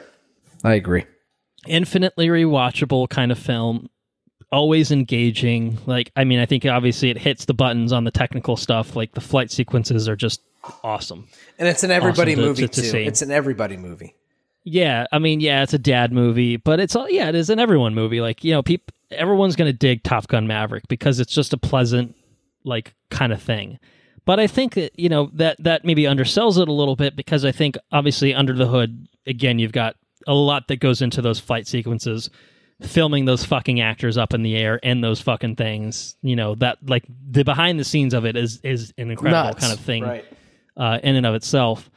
But I do think that, okay, yeah, it is Star Wars a little bit in terms of the trench run kind of thing of what the mission is. But I think it's a great sequel in the sense that, number one, it's absolutely better than the first one, without question, for me. But I think that it pays off a lot of what the first one set up. I mean, you've got a lot of Maverick, which is informed by his experiences in the first one, and then obviously there's a lot of time that has elapsed since the first one, and where's Maverick at now? That's really interesting to explore. But his relationship with Iceman, how that informs things in this film, and how that changes the progression of this film.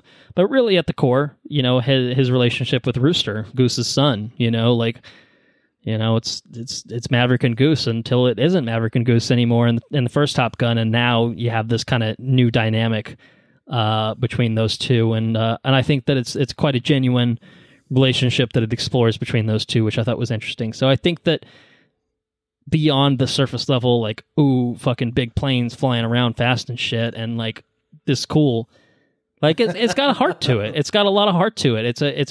And that's why I say, I mean, it's not just spectacle and really well done spectacle at that. Like, no, it wears its heart on its sleeve. It's not trying to be anything other than just a fucking, well done blockbuster, but goddamn does it excel at all of that. So yeah, that's why it's for everyone, is because it's just the best version of that it could be. And there's nothing wrong with that. No. Like, okay, it's not as deep as Banshees. It's not as deep as The Menu. It's not as deep as The Northman or anything like that. That's okay. Like, that's okay. That's okay.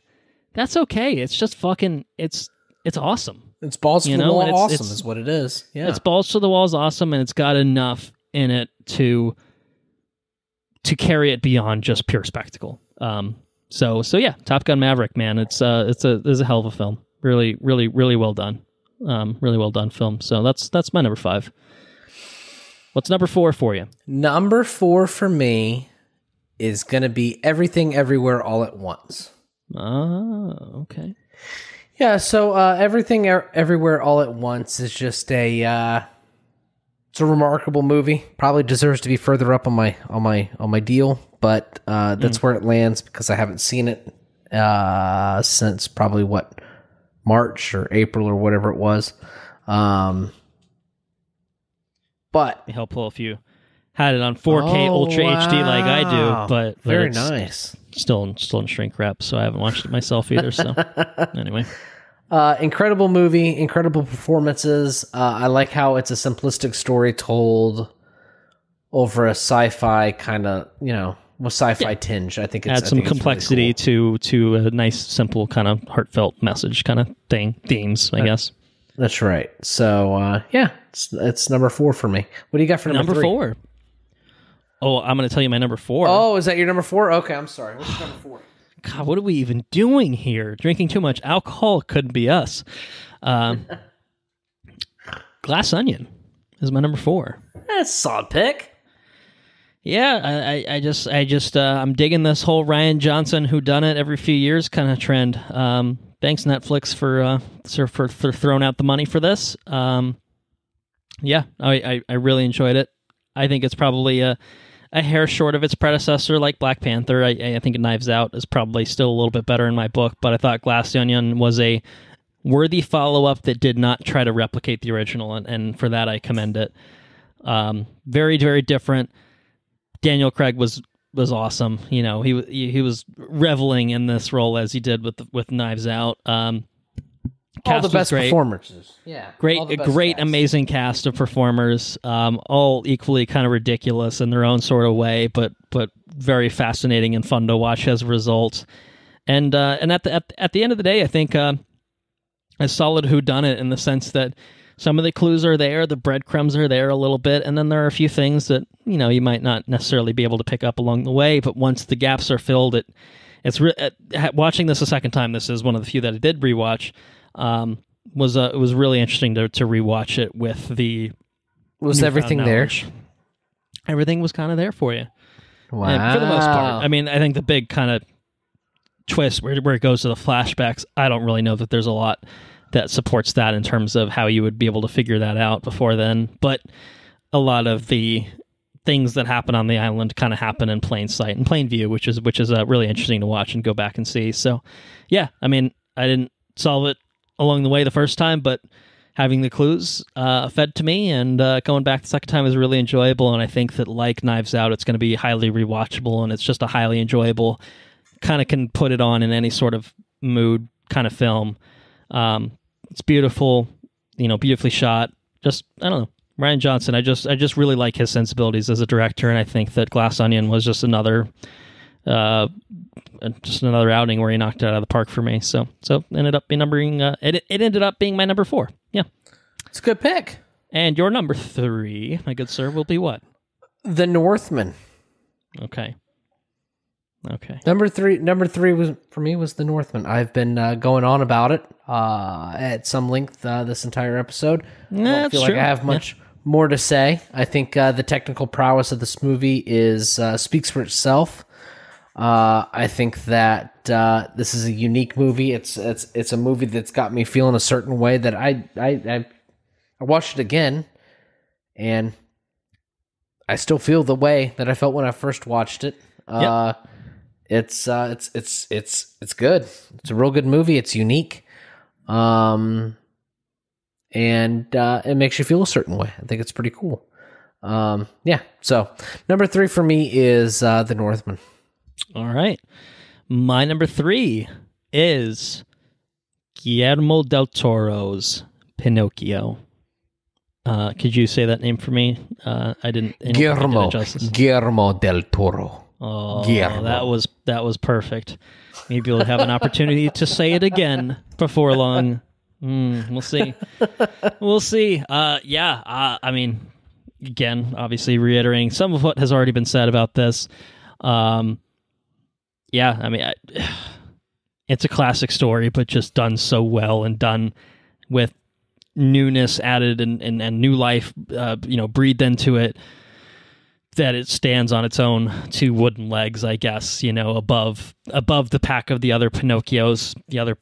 I didn't watch the other Pinocchio this year, but oh my god, it was to be the better of the two. Trash. Oh my god, terrifying horror film. It's M3gan before there was M3gan. I don't know, man. The setting, the Guillermo del Toroisms, and it, like, it's just a fucking, I don't know, gut wrenching but really heartfelt film. That's, it's still a fucking Pinocchio film, and so, like, it's still got that kind of, trapping, but it's really more than just a Pinocchio film, right? There's a lot that goes into it. There's a lot that went into it. And I gotta say, I'm, like, David Bradley, who voices Geppetto, yes. He's great. Like, all I know him as, like, fucking Filch from Harry Potter and Walder Frey from Game of Thrones, like, two curmudgeonly old pieces of shit. And here he's, like, a really sweet old man who cares about, obviously, like, cares about his son, cares about Pinocchio, and just, like, like, I don't know, like, there's a really performance full of life there. I thought the kid that played Pinocchio had a nice voice. I thought he was really good.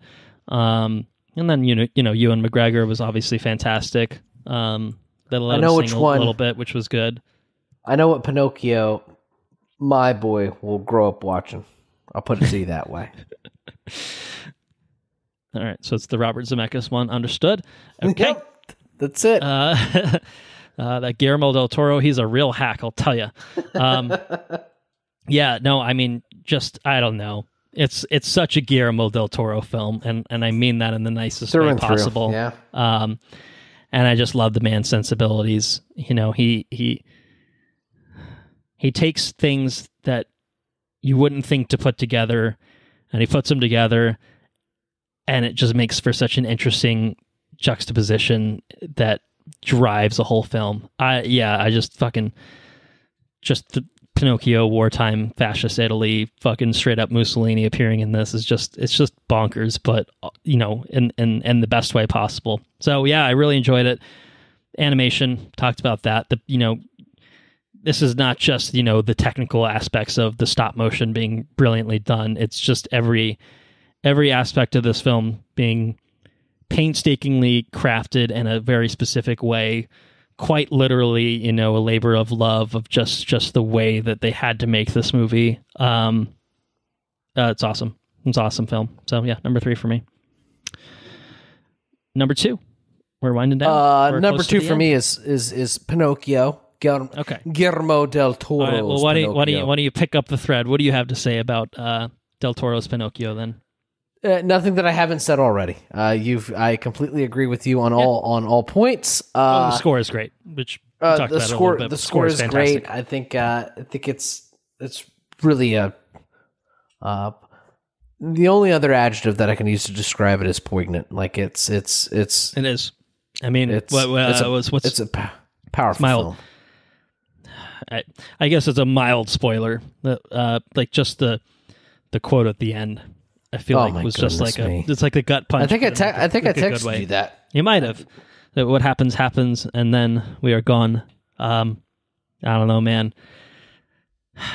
Why is it? It's an animated movie, so I'm sure it had you in tears. And I think you've said even within the first 10 minutes, you're like, oh fuck, But like that end was like, oh man, like in such a good way though, and like a sad but your heart is full kind of way at the same time. Yeah. God, there's just so much passion, like outwardly put into this, and I think just the passion radiating from it as like, it's such a good story. It's just, that's awesome. It's awesome to see. Yeah. Anyway, sorry. I know it's your number 2. I don't know if you have anything else to say. It's all right. Yeah, no, that's it. Yeah. Number 2 is Pinocchio. All right. My number 2. Everything. Everywhere. All at once. That's fair. That's good. There was the part of my brain was like, do I put this at number 1? And I think that there's a legitimate argument to be made that this is the best movie of 2022, but this is not the best of the year. This is a year in review. This is the top 5 films. These are our personal top 5. And I think that as much as I enjoyed this, there's one film that does surpass it in my personal enjoyment level, but we'll get there. Maybe it's your number 1 as well. Haven't heard it yet. So we'll see.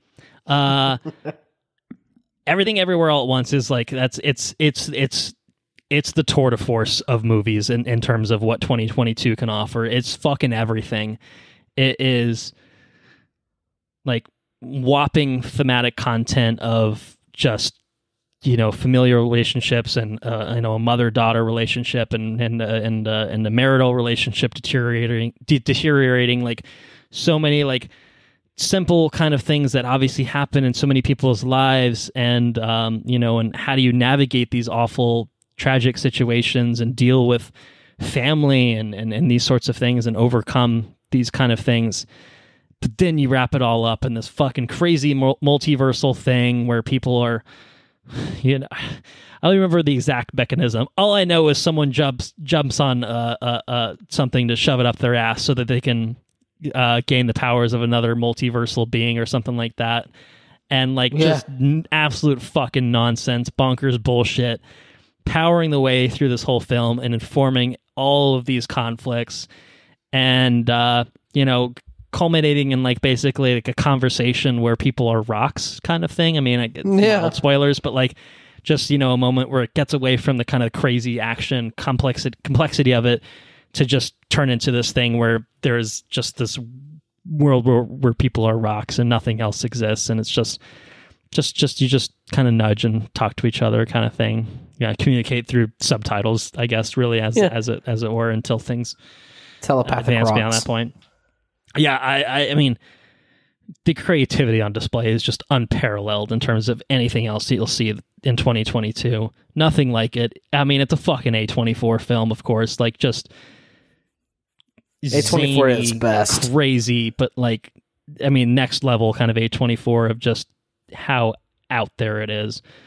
But again, at the end of the day, as we've talked about, it works because it's a message.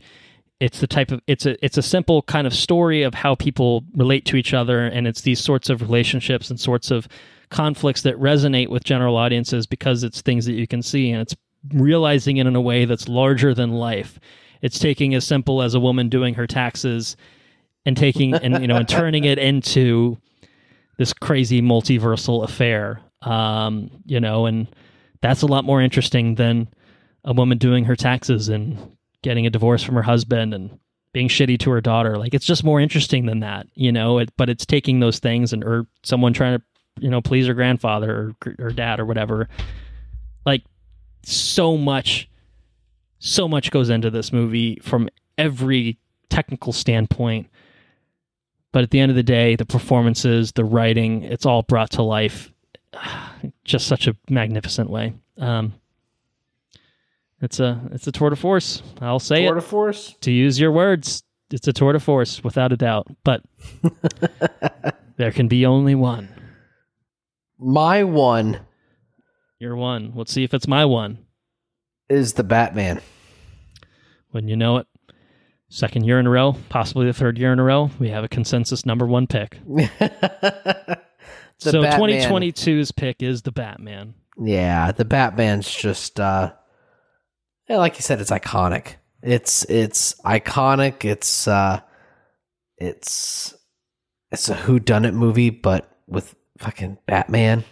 It's in its early years, Batman. It's raw. It's visceral. It's dirty. And man, it's just. It's got a Batmobile. It does have a Batmobile. Yeah. Oh man.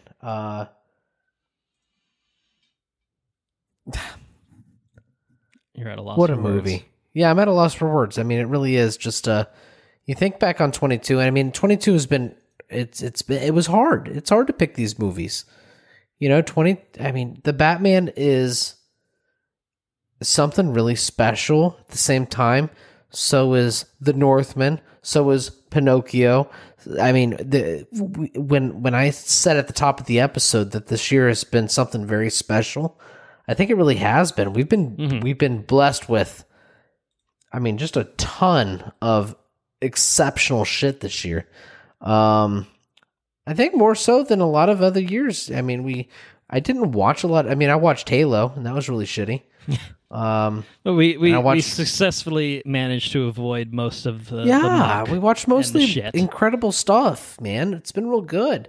And the Batman's like the cherry on top. I mean, we get a Batman movie in 22. I mean, both of us are huge Batman fans. In the midst of WB making mostly shit or average DC films. Like they make like one movie a year, right? We get the Batman that is just this shining beacon of, oh my God, they can make a good movie as long as they just try to not tie it in their universe.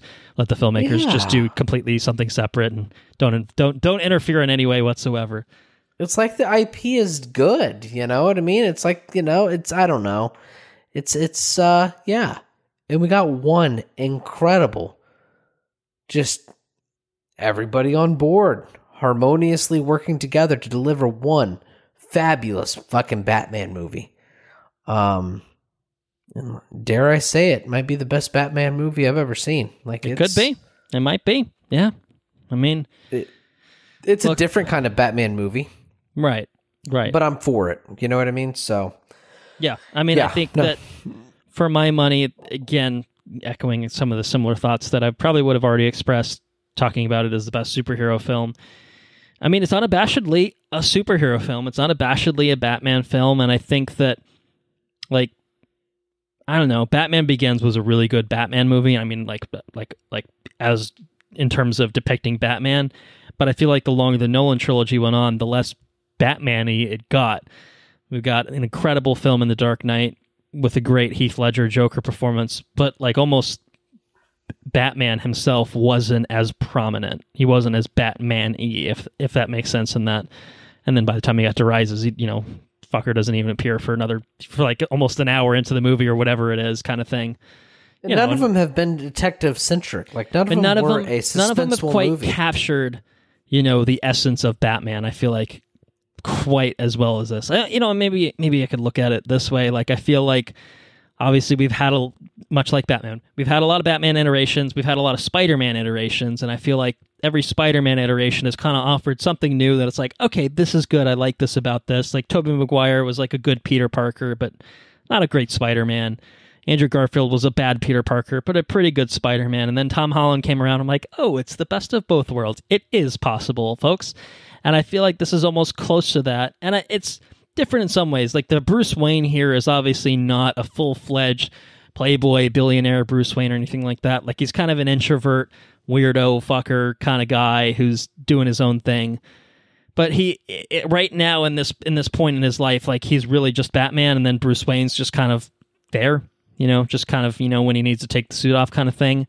But you could see the evolution of the character within this, and it feels like the most fucking Batman version of Batman that we've ever gotten. I don't know if that means anything to anyone, but it means something to me. It means something to me. It means something to you, so I'll take it. I'll accept that. I don't know, man. Like, I think the characterization in this film is really, really fucking well done. From the evolution of Batman being on vengeance to kind of more of a beacon of hope and trying to save people and not just beat the shit out of people and scare the fuck out of everyone. Like, he evolves beyond that. At the same time, he kind of develops a sort of rapport, a little bit of a relationship with Selina, with Catwoman. And, you have a lot of threads kind of running throughout this movie. I mean, it's a long movie, as I said before. It's a long movie. There's a lot going on in it. You got a Penguin, you got a Riddler, you got a fucking sort of Joker kind of thing. You got Sal Maroni, or I guess Sal Maroni being mentioned, but you got Carmine Falcone being very, very heavily featured. There's a lot that goes into it. There's a lot feeding into the plot. And it is kind of a plot-heavy film with the riddles being unfurled and stuff like that. But I just feel like by the end, it's such a ride that it all feels worth it to me in the sense that everything that happens informs the motivations for Batman, particularly, and kind of driving the forward. Oh, and fucking Commissioner Gordon. Fucking Jeffrey Wright was awesome in this. Oh man, great Commissioner Gordon, and I just think the way that it builds throughout, the plot is interesting to follow. It's interesting to rewatch. It's interesting how everything kind of plays out, and interesting how it forms everyone's characters moving forward. Batman's relationship with Catwoman, Batman's drive as when he does as Batman, the Riddler's, the way that he's trying to form this rapport with Batman, and how his character kind of deals with the fallout of that sort of dynamic. I don't know, just all of it worked for me, and I think great performances all around, brilliant score, Michael Giacchino again, great production design, all of the things that we recognized it for already. I mean, it's kind of just the perfect storm, and in a Dune sort of way of, I mean, how could it not be Batman? But with Batman. Like, how could it not be number one when it has so much going for it, and then it's also fucking Batman? You're right. Again, like, it's fucking Batman. We love Batman. Okay, I know everyone's not going to put The Batman as their number one film of the year. I know that. But you did, and that means a lot to me. But I know this isn't going to win an Oscar for Best Picture. It wasn't nominated for Best Picture, okay? And that's fine. It doesn't make me mad or anything like that. But for me, this is the kind of film that just fucking resonated with me personally. Because you know what? I love the goddamn Batman. And this is about the coolest fucking way they could have brought this to life. Matt Reeves, I think, is an incredible director. I've loved pretty much everything that he's done. And I just think his sensibilities are a great fit for the Batman character, and I just love the way he did this, and I cannot wait to see more of the Batmaniverse, whether it's that Penguin show that they're working on, or obviously the Batman sequel. I mean, hell yeah. I'm all for this, and it's just 100% unabashedly my shit, and I'm just gonna own that. So, number one is the Batman for me. Fucking loved it. Anyway, I guess that's it, huh? That's it, man. We end with the Batman. Well, I guess I shall tee it up. I think we have some other thoughts on the listener's corner on the film side of things for 2022. So I'll leave this space here for any listeners that have sent in some contributions. Talk about some of their picks for maybe some of the categories we already talked about, and then offering their top picks of the year. So have at it, listeners. Henrique here, regular contributor to Watch, Review, Repeat. In terms of movies, I wanted to shout out just a few categories because I can't go into all of them. I don't need to extend your podcast any longer. I'm sure you'll go plenty long on this.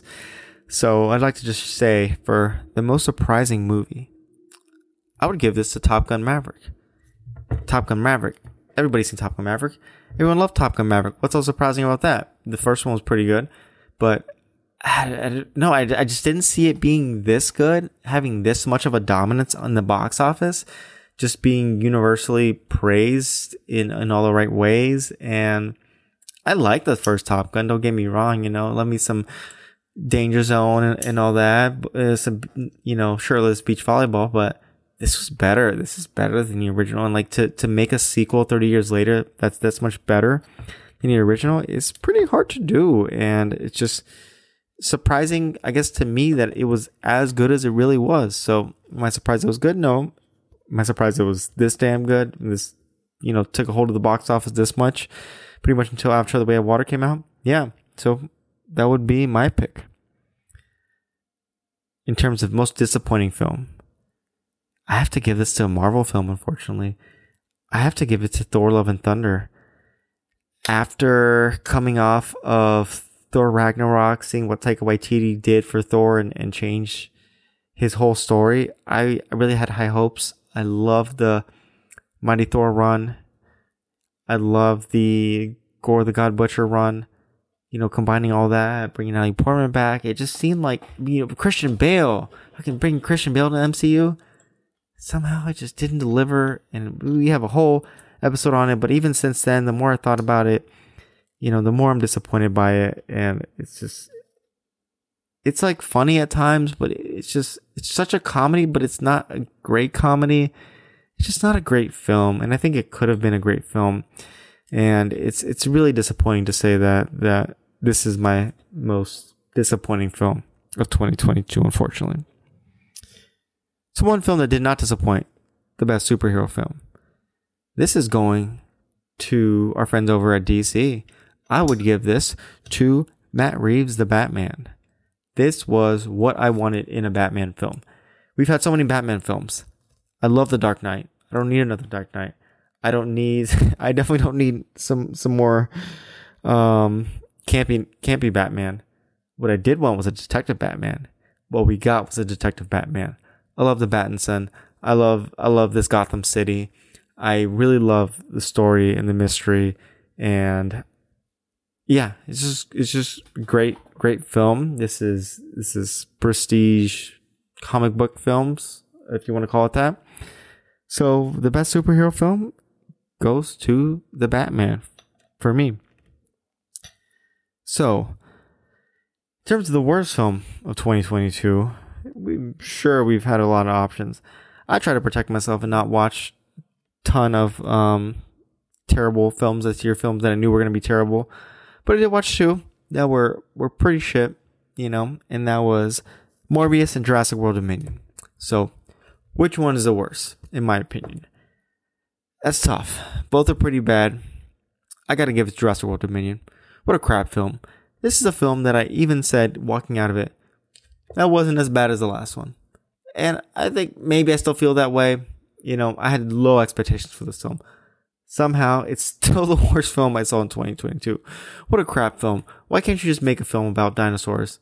You know what are cool? Dinosaurs. You know what's fun? Dinosaurs. You know what's scary? Dinosaurs. No, we have to keep making up new crap about bugs and cloning the weird dinosaurs and then these clone and the clone kid and the dinosaur with that goes underwater and shit. And like, this is so stupid. Like, what a stupid film, and it's like, I think it looks great. I think the actors in it are fine, whatever. Like, Bryce Dallas Howard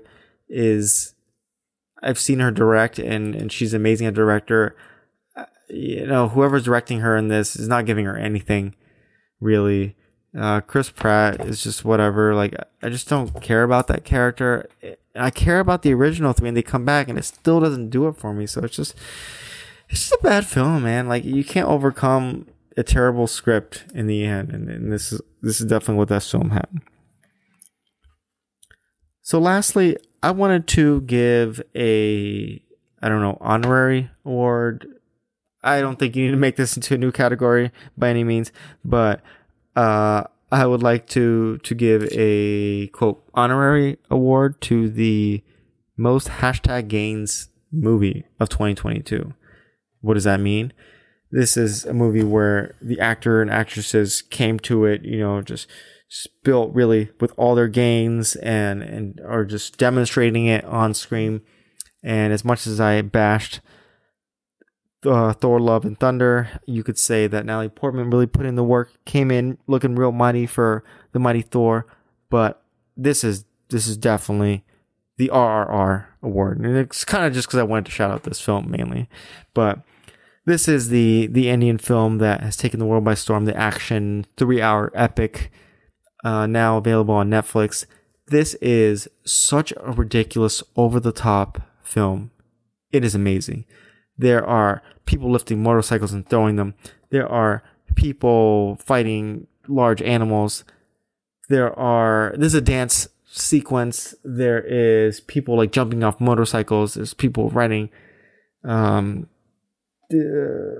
horses and like, so, I think to exemplify this award, there is a scene, and I think this is like the Netflix like trailer scene or preview scene where one of the main characters, it just like pours blood on himself to attract some tigers, and he's running away, and then he tries to trap the tiger, and then in order to trap the tiger, he's like pulling on this rope, and he has to like chain it together, and he's just like using all his muscle. It's just like 30 seconds to a minute of him just like pulling this together, basically doing like a shoulder fly or chest fly or whatever. Like, Wow, what a ridiculous, ridiculous film. And it is amazing. If you have not seen RRR, I really recommend it, especially if you're a fan of just like action, fun, over the topness. But I really, really enjoyed this. I can't say, I can't talk highly enough about how much I enjoyed this film. Great 3 hours. I wanted to go back and rewatch it after watching it for 3 hours. That's how much fun I had. So lastly, before I go on for too long, I just wanted to shout out my top films of the year. Some of them that I have not talked about much, but you could say these are in reverse order. I'm not entirely sure. I think all these films are I enjoyed pretty much equally. And this year wasn't one that had like one standout film like a Dune for me, where like this is obviously number one. So I'd like to shout out Glass Onion, just Glass Onion, the Benoit Blanc mystery by Ryan Johnson. I loved Knives Out, and this thankfully kept those same feelings going. I just had such a fun time watching this film. Benoit Blanc, and I mean Daniel Craig as Benoit Blanc is ridiculous, but it's just such a fun like all-star ensemble. I like the mystery of it. I like the humor in it. It was amazing. I really, really enjoyed this film. I think anytime a quote Knives Out mystery comes along, is a good chance it's going to end up in my top 5. So Glass Onion is one of the best films of the year, I would say. Another one I already talked about, so I want to get into it. The Batman. I got to put The Batman in my top 5. Really great. Enjoyed it, but also just high quality film. Another film was Pinocchio.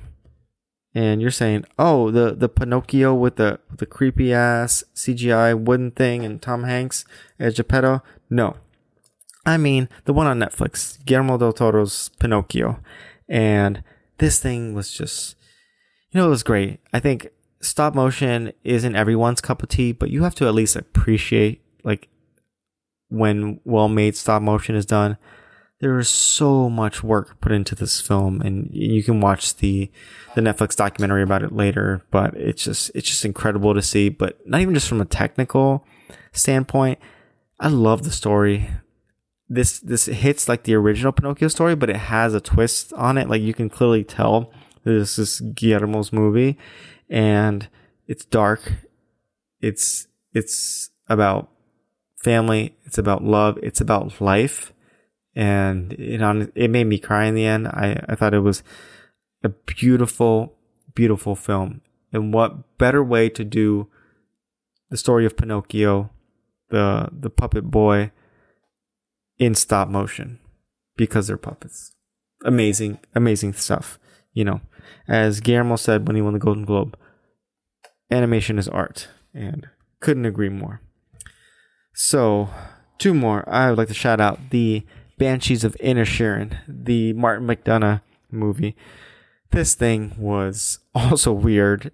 It's a story about one friend who doesn't want to be friends with another guy, but then they live in a small island, so it's just kind of hard to like avoid that.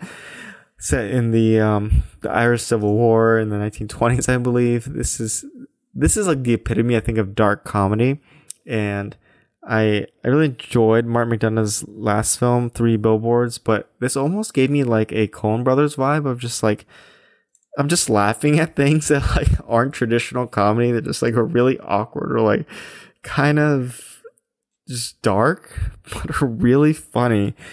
And man, what an enjoyable film. I think this is like one of the best scripts that I've seen in 2022. Just amazing film.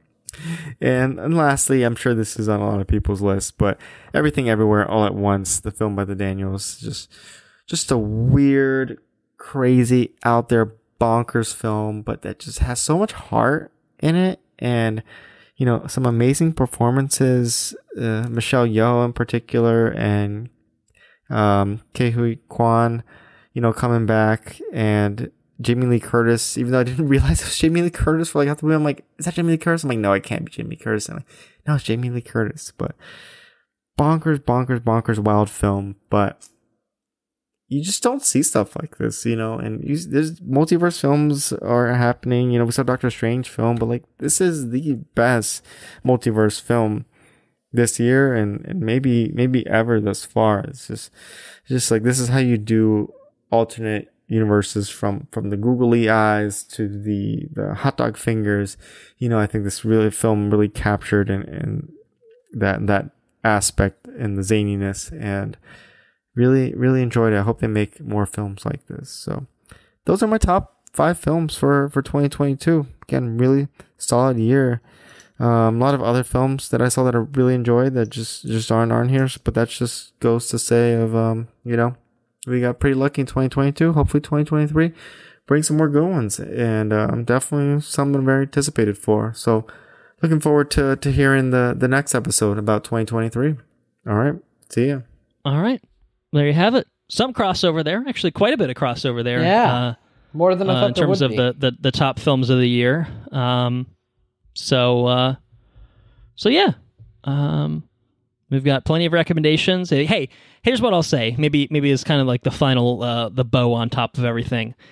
If you haven't seen a lot of these films that we talked about, I feel like we did a fairly good job of not spoiling everything in all of these. Like, okay, you heard about some finger chopping, but you ain't seen everything in the Banshees of Inisherin. All right, let me tell you that right now. There's a multiverse and everything everywhere all at once.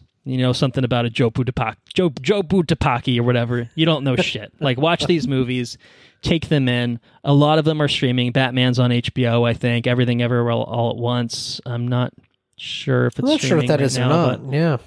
It might be. But most of these are. A lot of these are streaming.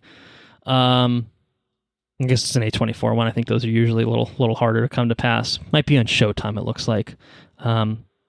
Yeah, it's on Showtime, so you still have to pay for that, but I guess you have to pay for all of them. Pinocchio's on Netflix, Glass Onion's on Netflix, Top Gun's on Paramount, Banshees is on HBO Max, Northman I think was on Peacock, maybe it's on I think it might be on Amazon or something now, but point being, Black Panther's going to be on Disney Plus, I think in next month or something like that. So most of these are available to watch from the comforts of your own home. Please, if you haven't seen some of these films, take our recommendations to heart. All right, not everything's going to be for everyone. You may have some differing opinions, but that's okay.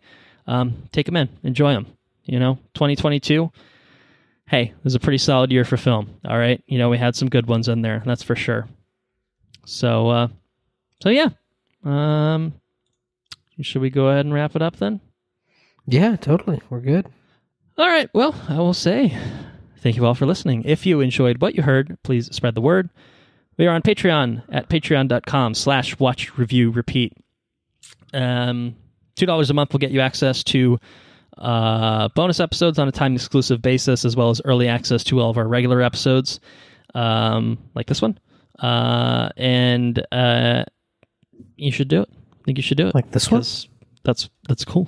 It helps us out. And I think helping us out is a cool thing to do. Personally. Our website is watchreviewrepeat.com. You can get links to all of our social media accounts there. We're on Twitter at WRRPod, at Instagram at watchreviewrepeat, on Facebook, facebook.com/watchreviewrepeat. If you have any questions, comments, or suggestions, I know we obviously had some space for a listener's corner here, but if you have some thoughts on anything you watched from 2022, anything you want to say about our picks, if you agree, disagree, feel strongly about something that we said, you're more than encouraged to write in watchreviewrepeat@gmail.com. Go for it. Our intro and outro track, It's Mechanolith by Kevin MacLeod at incompetech.com, licensed under the Creative Commons by Attribution 3.0 license. And now that we have made it through 2022, our next episode, we are taking a look ahead to everything that 2023 has to offer. Now, we've already been treated to one M3gan. I'm not sure that either of us have watched it, to be fair. But we've got that. We've got a lot to look forward to, and we'll spend an episode previewing the things to come, TV shows, movies, taking a look at the release calendar, and all the good things that we have on tap for the year. So with all that said, I will let Andrew take us out. Take care now. Bye-bye then. Laters on the Menjay.